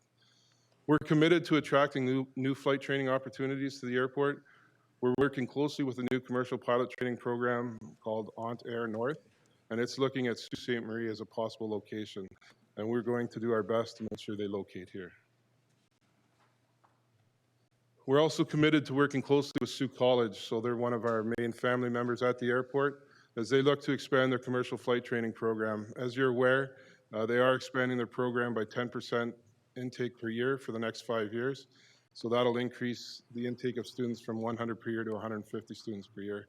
So that's a small blip in what is needed in order to keep enough pilots here in Canada. We're also working closely with two of our major family members, JD Aero and Sault College, in an attempt to bring the aircraft maintenance engineering program back to Sault Ste. Marie. As you've probably heard, the major impediment to growth for JD Aero is manpower. They have a phenomenal operation at the airport. They came to us as a staff of 3, and now they're at about 140, and they have the ability to grow even more. They're well renowned within the industry. So we have a number of current expansion projects. So we do have a partnership agreement we do have with the Economic Development Corporation. We've had that for several years, and certainly the assistance of the EDC helps us and our staff in trying to carry out some economic development. We've looked at aviation painting. We've had discussions ongoing for a couple of years to attract a new tenant to the airport and a hangar at the airport to provide painting services. We've been engaged with a local realtor to market our excess land, so we haven't had a lot of success in selling off excess land, but we do have some that's excess that we're either looking to sell if it's on the perimeter of our property or lease if it's core to our property. And the main issue we're here tonight for is our on-site infrastructure. So we have funding applications in to bring the airport investment ready, so it's hard to market land if you don't have it investment ready. So we need an upgrade in our water, sewer, and power to facilitate lease or sale of vacant properties. So we're currently at capacity when it comes to water and sewage, and we know our tenants want to expand. We want to expand, and I think the community would like to see the airport expand. So it's imperative to us to increase our water and sewage in order to allow that to happen. So I wanted to keep it brief. I know back in the day it used to be 5 minutes for a presentation, but I would be open to answering any questions. And on behalf of the family members at the airport, if the mayor and council would like the opportunity to come and tour some of our family members, we'd be happy to make those arrangements. So you can reach out to myself or our chair, Jerry Delcetti. Probably myself is probably easiest. And we've already talked to our tenants, so they'd be happy to see you. Preferably, we'd like to get you out as one big group if that's at all possible. Actually, it usually isn't, because when we're all together, it constitutes a council meeting. Oh. So we break up into non-quorum groups. Perfect. But we can accommodate you in not coming ones and twos. Yeah. Councillor Hollingsworth. Thank you, through you, Mayor. Thank you again for coming and your presentation. Just a couple quick questions. It's always a positive to hear about improvements with the airport. And I've been enjoying to see a lot more Americans from Michigan coming over to use our facilities. So hopefully that continues. So my question is this. You're talking about contributing, I think, to a $5.3 million project to enhance infrastructure, allowing for a further expansion of current tenants and new tenants and so forth. I'm curious to know, you talk about new tenants. Have you received any firm ideas, any firm new tenants that are definitely coming, or is it based on the expansion? Right now, it is based on the expansion. We've been in very lengthy discussions for a period of time now with a number of potential operations. Obviously, I mentioned Onto Air in there. They're one we're really keen to attract to the airport. But we do have other opportunities that we're certainly pursuing in order to attract new tenants out to the airport. Okay. I don't know if you can answer this question, but can you give us a brief idea of what the difference is between the Sault College program and the Noront program? Are they going to be both offering commercial training, so forth? Yeah, so I'm not an expert in pilot training, but they are completely separate programs. Sault College, obviously, college level program. Onto Air is going to be a university level program. Onto Air will take your commercial training to a level beyond. So you could actually do the Sault College program and then go on to Onto Air in order to do that as well. It just provides the student to have the opportunity to have more flying hours, especially in the twin engine aircraft, so that when the time comes for them to move into commercial operation, they can move, I guess you could call it, higher up the food chain in order to start at a higher level within an organization. Okay, so it sounds like this would be very attractive to anyone interested in the aviation career, to come here, start with Sault College, and knowing that they can stay and then continue on finishing higher skills with Nuance. Is that correct? I believe so, yes. Okay. Another question. I'm a passionate person for private aircraft, and I know that lots of airports around Canada do try promote the non-commercial, the private, individual, and so forth. Are there any discussion about how we can attract the private side? For example, I know it's smaller, but we get Oshkosh pilots coming through, and they stop here to fuel up. Is there any talk about attracting this area? Yeah, so we're certainly open to private pilots. We love having them come through. This year we were part of the Air Race Classic, so we had a number of racers come through on that. We do have a number of private pilots based at the airport. We have probably 5 or 6 private hangars throughout the facility, and we also have our T hangars that house private pilots as well. We have 2 fixed base operators on site that can service private pilots. JD Aero has gotten into fueling recently with Avjet, and Executive Aviation has World Fuels. They both provide a pilot lounge, so we do our best to keep our costs competitive in order to hopefully attract them. But yeah, we're certainly open. We are an airport of entry up to 30 passengers, so we can take American aircraft as well as Canadian aircraft. Okay, just 2 questions. I believe there's Zoo Academy of Flight that is situated. Yes. Okay, have they been part of this discussion, and will they be part of the enhancement? So certainly, Sault Academy of Flight brings another aspect to the operation. So it's a private pilot's license. Obviously, there's provincial and federal jurisdiction that play into how your pilot license goes. Certainly, they can do at this time, they can do the private pilot's license, and they have a great little operation there, and a number of nice little aircraft that you can take your training in. So they are aware, yes, and we do work with all our family members as best as we can. Okay. And because you're looking at Sioux College as a partnership in Noront, it sounds like you may have classroom facilities. Is that with the ground school? And if so, will Sioux College be one of the partners to financially contribute? So I believe Sioux College is looking at an expansion, and Ontario would be looking at a separate area. So they would also have classroom facilities and hangar facilities, and most likely also have simulator facilities. Okay. And you mentioned in your presentation that you collect a passenger fee. Is that correct? Yeah, we collect what's called an airport improvement fee. Every airport basically in Canada would collect one of those. Okay. And so that goes into offset any operational costs, and the board decides how that money is used? So no, the AIF is actually only used for capital expenditures only. So that's the $41 million in capital projects we've done. And so we have a capital asset management plan that we use, and it dictates basically how much revenue we need in order to cover the expenses we need in order to maintain the airport. And then obviously if we want to do additional growth, that money would have to come out of there. Okay. A final question, putting you on the hot seat. Out of curiosity, how much did you collect in 2018 in the passenger fee? Just curious. So Would you know? you could do it roughly. So we have roughly 120,000 passengers. 60,000 of them would be outgoing, and we charge a $20 fee. So what's that, 1.2 million? Okay. Thank you. Quick math. Councillor Scott. Thank you, Mr. Mayor. Councillor Hollingsworth actually asked all of my questions, so I'll Surprise, surprise. yeah. So I'll just quickly say it's nice to see a Ward 5 business in here. Councillor Lisa Vezow-Allen. Thank you. Councillor Hollingsworth didn't ask all my questions, so I can, yeah, but close. Through you, Mr. Mayor. Mr. Bose, so of your 5.3 ask, you say here, this enhanced and expanded infrastructure will allow the airport to support the continued growth opportunities of existing airport tenants such as JD Aero and Sioux College. In your budget, you've got confirmed funding from FedNor, pending NOHFC. The accommodation housing developer confirmed of 300,000. Does that have anything to do with JD Aero or Sioux College? So my question is, if they're going to benefit from the infrastructure improvements, and if the city's investing in that, are they, as you know, people that will benefit in organizations, are they also investing in the project?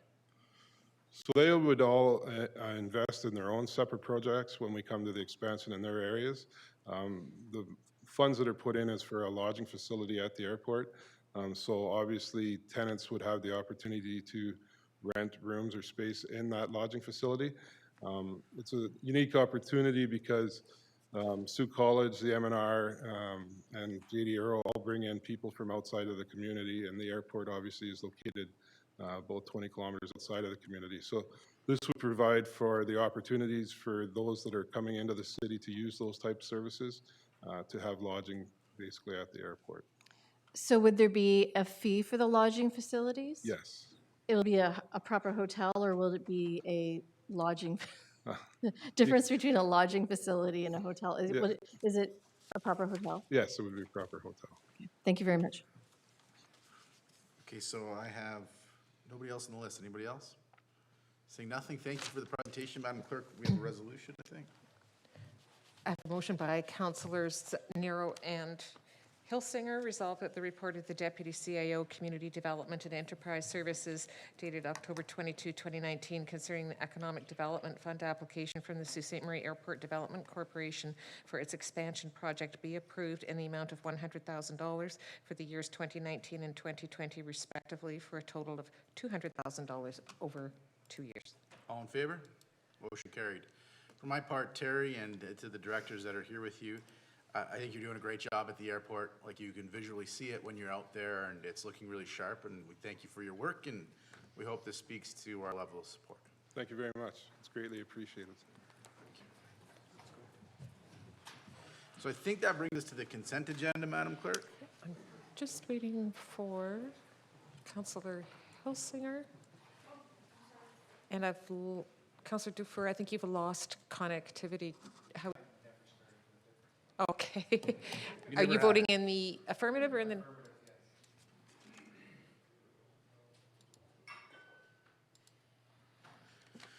Okay, so we're on the consent agenda. Council, matters on consent.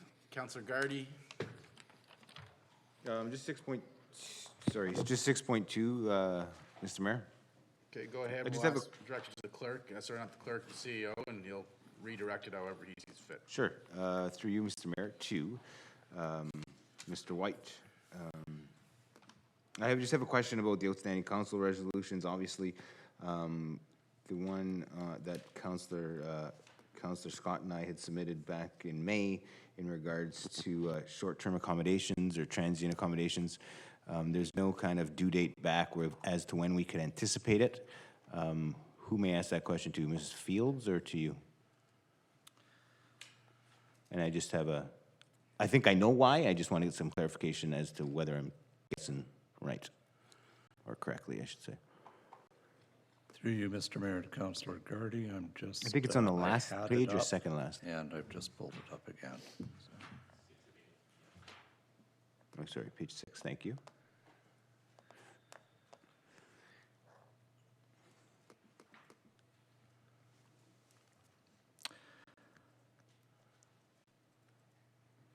Through you, through you, Mr. Mayor, to Councillor Gardy, that particular resolution has been responded to by staff that had to be away for some time. Understood. And they have recently returned to work and will be able to provide you with the anticipated date in the near future.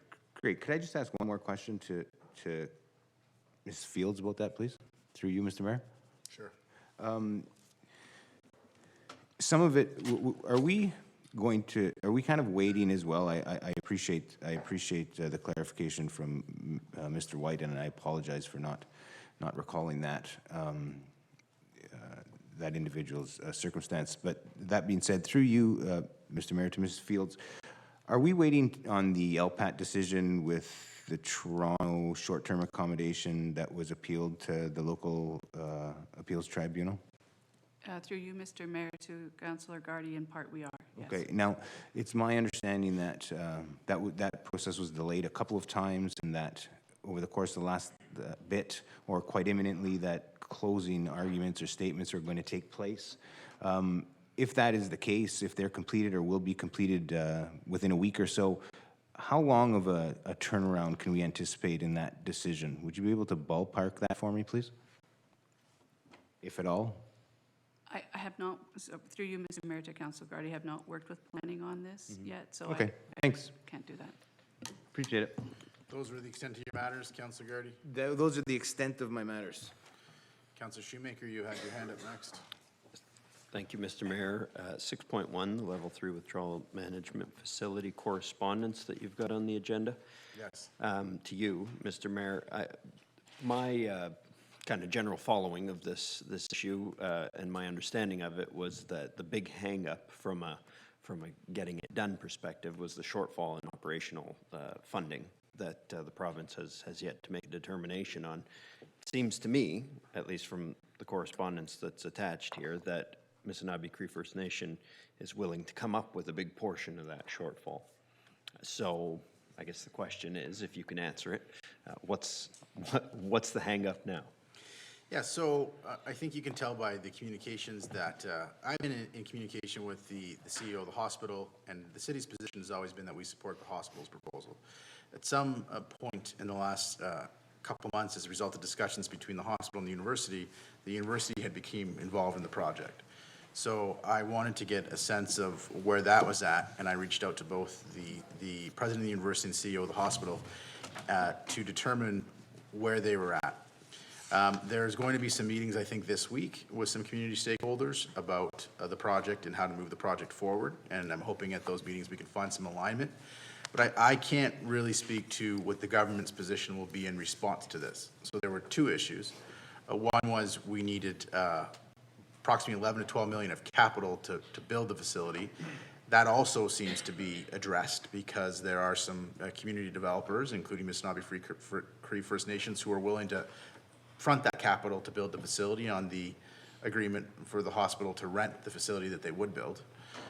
And that turns that capital expense into an operating expense.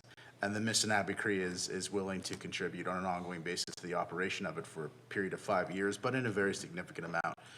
From my perspective, assuming there's still alignment of community partners on the project, this makes the project much more affordable for the provincial government to move forward with.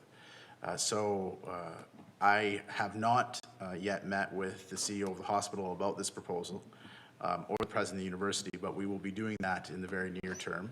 And I had a recent discussion with the president of the university, and she was setting up a meeting that the CEO of the hospital will be involved in.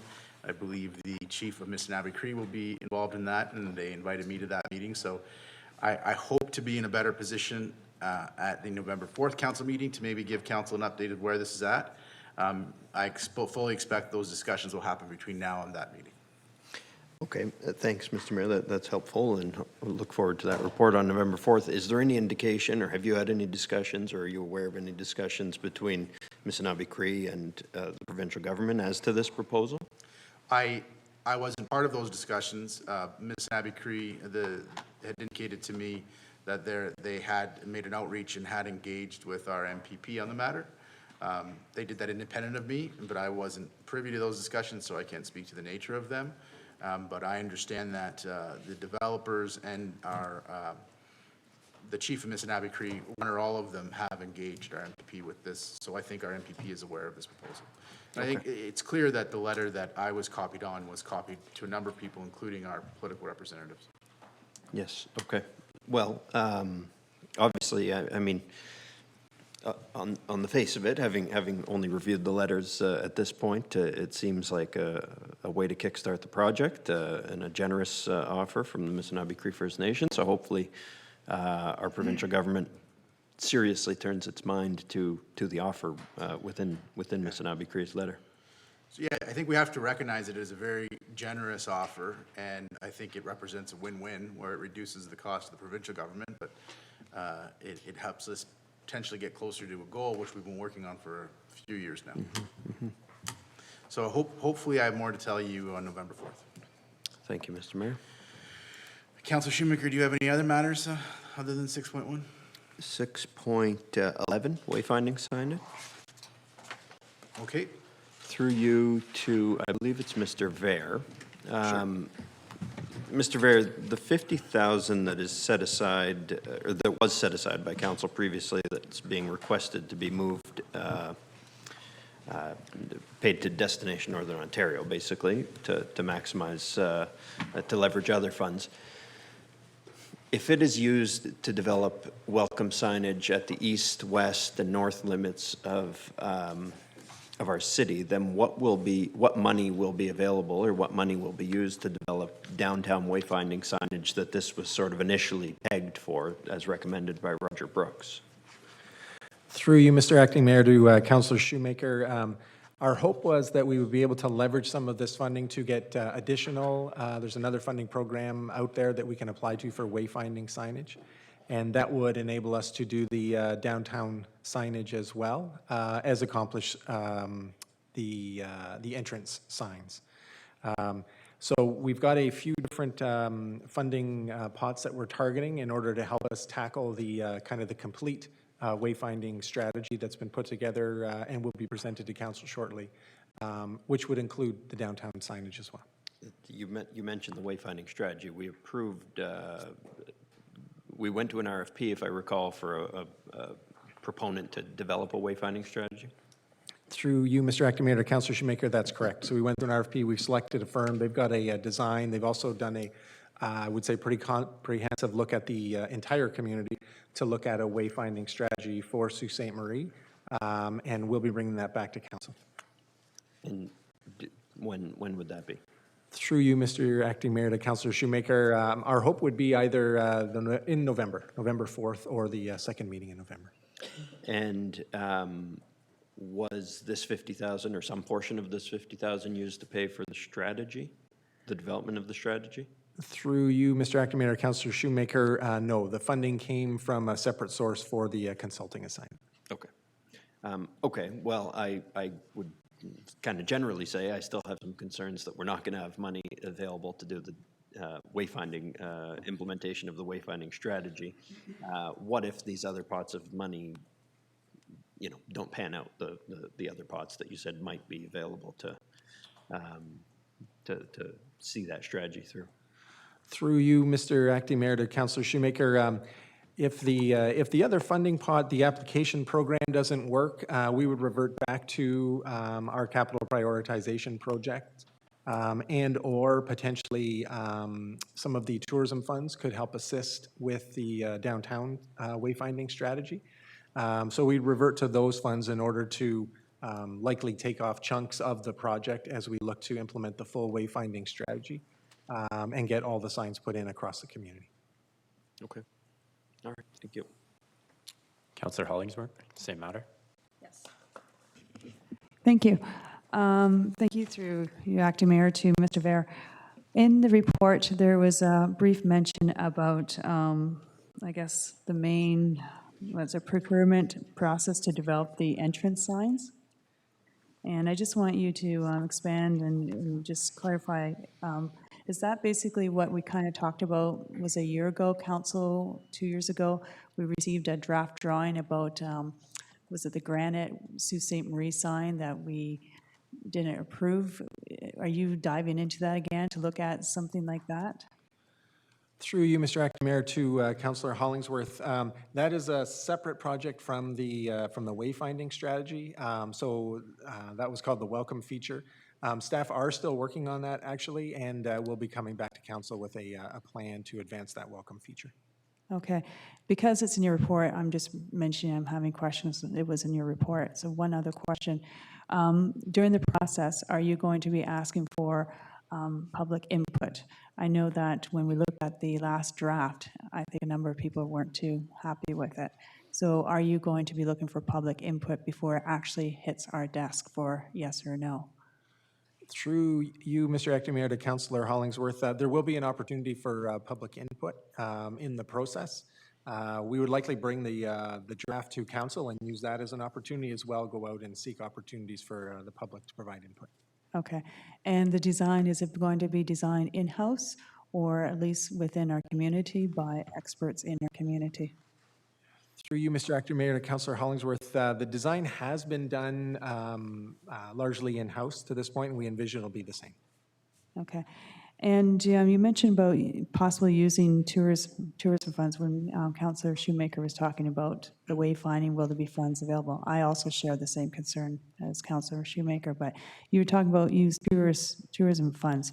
Do you mean using the money from the MAT, the MAT, that we recently started to work? Through you, Mr. Acting Mayor, to Councillor Hollingsworth, yes. When I was talking about the tourism funds, the governance structure and the approval process still has to be defined. But I would think that the wayfinding strategy for the downtown and directing people to those tourism sites may be something that would be eligible for consideration. Okay, from the MAT then? Right. Okay. Okay, I was on the impression that the MAT was going to be something of a committee of different individuals making that decision. Okay. Through you, Mr. Acting Mayor, to Councillor Hollingsworth, to be determined how that funding will be allocated, but we do envision there would be a portion that would be a committee, and a committee would be making recommendations on the spending of that funding. Okay, so no guarantee that it will actually be used for the wayfinding, so time will tell. Correct. Thank you. Council, any more questions on this item? Councillor Shoemaker, any more items on consent? No, thank you. I don't know if there was a list here, so Councillor Hollingsworth, any items on consent? 6.6. 6.6. Through you, Acting Mayor, to, I guess, Melanie. Just some questions just to clarify. Out of curiosity, when this bylaw was being looked at and written, was there any discussion about bringing schools into it? I mean, we're talking about making sure that there's no smokers or people that are going to be enjoying cannabis on the hub trail. But did we even look at possibly, I know we're not the school board, but even just outside the school zone or schoolyards that people must be within, I'm just making this up, let's say 10 feet away from the school areas? Was there any looking into that? Through you, Mr. Acting Mayor, to Councillor Hollingsworth. The Smoke-Free Ontario Act, the bylaw itself was drafted more specific to city property itself. The Smoke-Free Ontario Act, however, does deal with schools themselves within the actual main provincial legislation. The perimeter around the school is 20 meters around the perimeter of any school property. Oh, that's right. Thank you for reminding me. And when you talk about the hub trail, obviously we know the hub trail is going to be expanded, which is positive. But just looking at the current hub trail, we know it passes through the hospital area. So again, patients that are out on the hub trail having a cigarette and so forth, they technically could be fined. Is that correct? Through you, Mr. Acting Mayor, to Councillor Hollingsworth, yes, that's correct. The entire property itself of the Surrey hospitals, as well as the hub trail, are now smoke-free under the proposed new bylaw. Okay. So again, if someone's on the asphalt, actually on the trail, they can be fined. But if they're on beside the hub trail on basically the ground or in the tree area, what's the zone area, I guess you can say? Give me one moment. There is measurements again for the hospital site.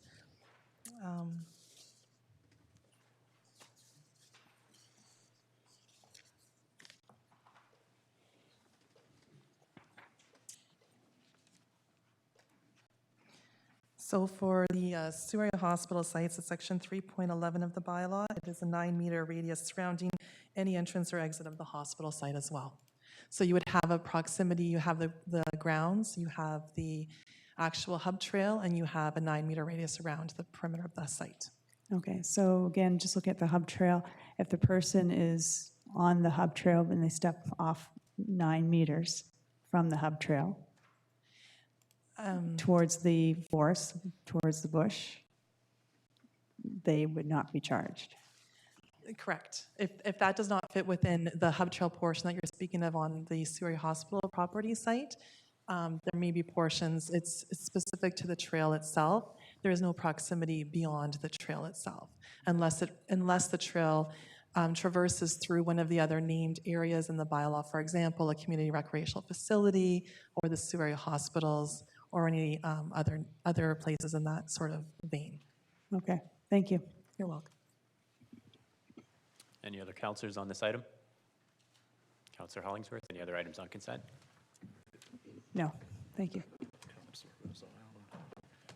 Councillor Bezo-Allen? My chair is lower today, so. Is that what it is? It is. We'll It's have to lower, raise that which for I you. don't, I can't, we try. What number? What number? Just to expand on Councillor Hollingsworth, with the issue about the Sault Area Hospital, we do know that patients, whether we agree with it or not, are at the hospital. They do come out for their smoke break and/or staff. So has there been consultation and consideration with hospital administration and hospital staff how best to accommodate both patients and staff that are going to need a smoke break?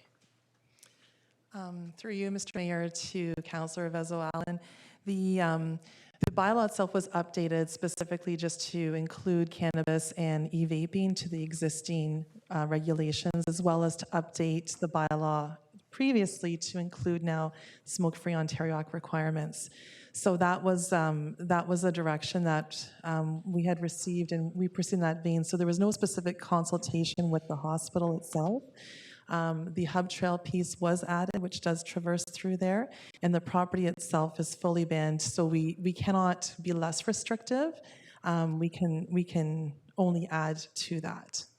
So just one example. So I used to spend a lot of time at the Davy home, and it almost looks like a bus enclosure outside where residents go to have their smoke break. So would the hospital be able to establish something like that as long as the patients and staff were just consuming cigarettes and not cannabis or e-cigarettes within the bylaw? Through you, Mr. Mayor, to Councillor Vezo-Allen, there is very specific restrictions in the Smoke-Free Ontario Act. For example, a shelter, which would include a bus shelter, is also prohibited from any sort of smoking of cannabis, tobacco, or e-cigarettes. So I would suggest if they are looking at an alternative location, then we can certainly work together with them. I'd also like to let council know that in the gallery, there are members from Algoma Public Health here who have been instrumental, Janet Allen and Hillary Hutchinson. They've stayed through the meeting in case there is questions of council. I just want to acknowledge them. But certainly if there is a desire to find a location, we would be happy to sit down and work with them on that. We just wanted to ensure that there was no sort of misrepresentation as to where the actual grounds are that are prohibited. But certainly if they have questions or wish to work together with us, we would be prepared to do so. Thank you. Yeah, Councillor Hilsinger. Mr. Mayor. I just want to bring some context to this discussion that you're having, which might be helpful. During the campaign last year, both Councillor Shoemaker and I received a lot of complaints from people who were discussing smoking on the hub trail, specifically around the hospital. When the new administrator arrived, Councillor Shoemaker and I went to the hospital and met with her along with several of the other staff there. And they are currently, some of the challenges were explained to us, and we certainly explained the concerns of the residents and people using the trail, whether they live close by or anyone in general using the trail. And the hospital has undertaken to look at what opportunities and options there might be for them, and we're awaiting some communication back from them. Okay, any other comments on that? Go ahead, Councillor Hollingsworth. Yeah.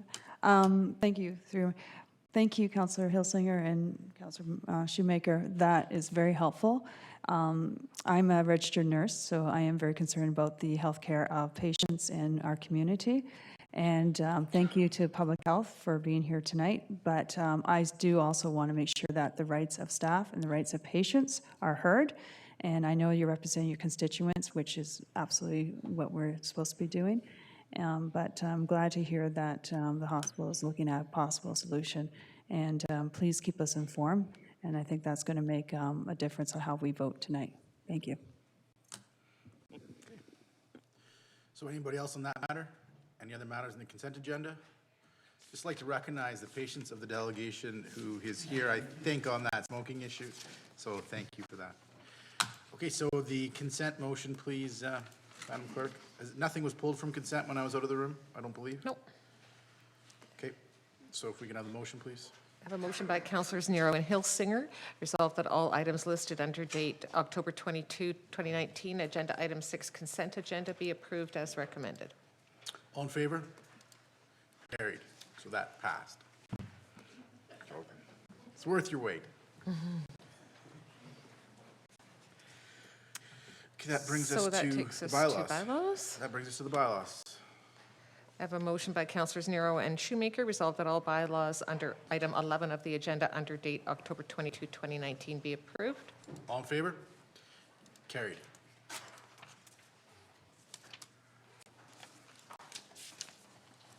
And I have a motion by Councillors Nero and Shoemaker that this council now adjourn. All in favor? Carried. Thank you, Council.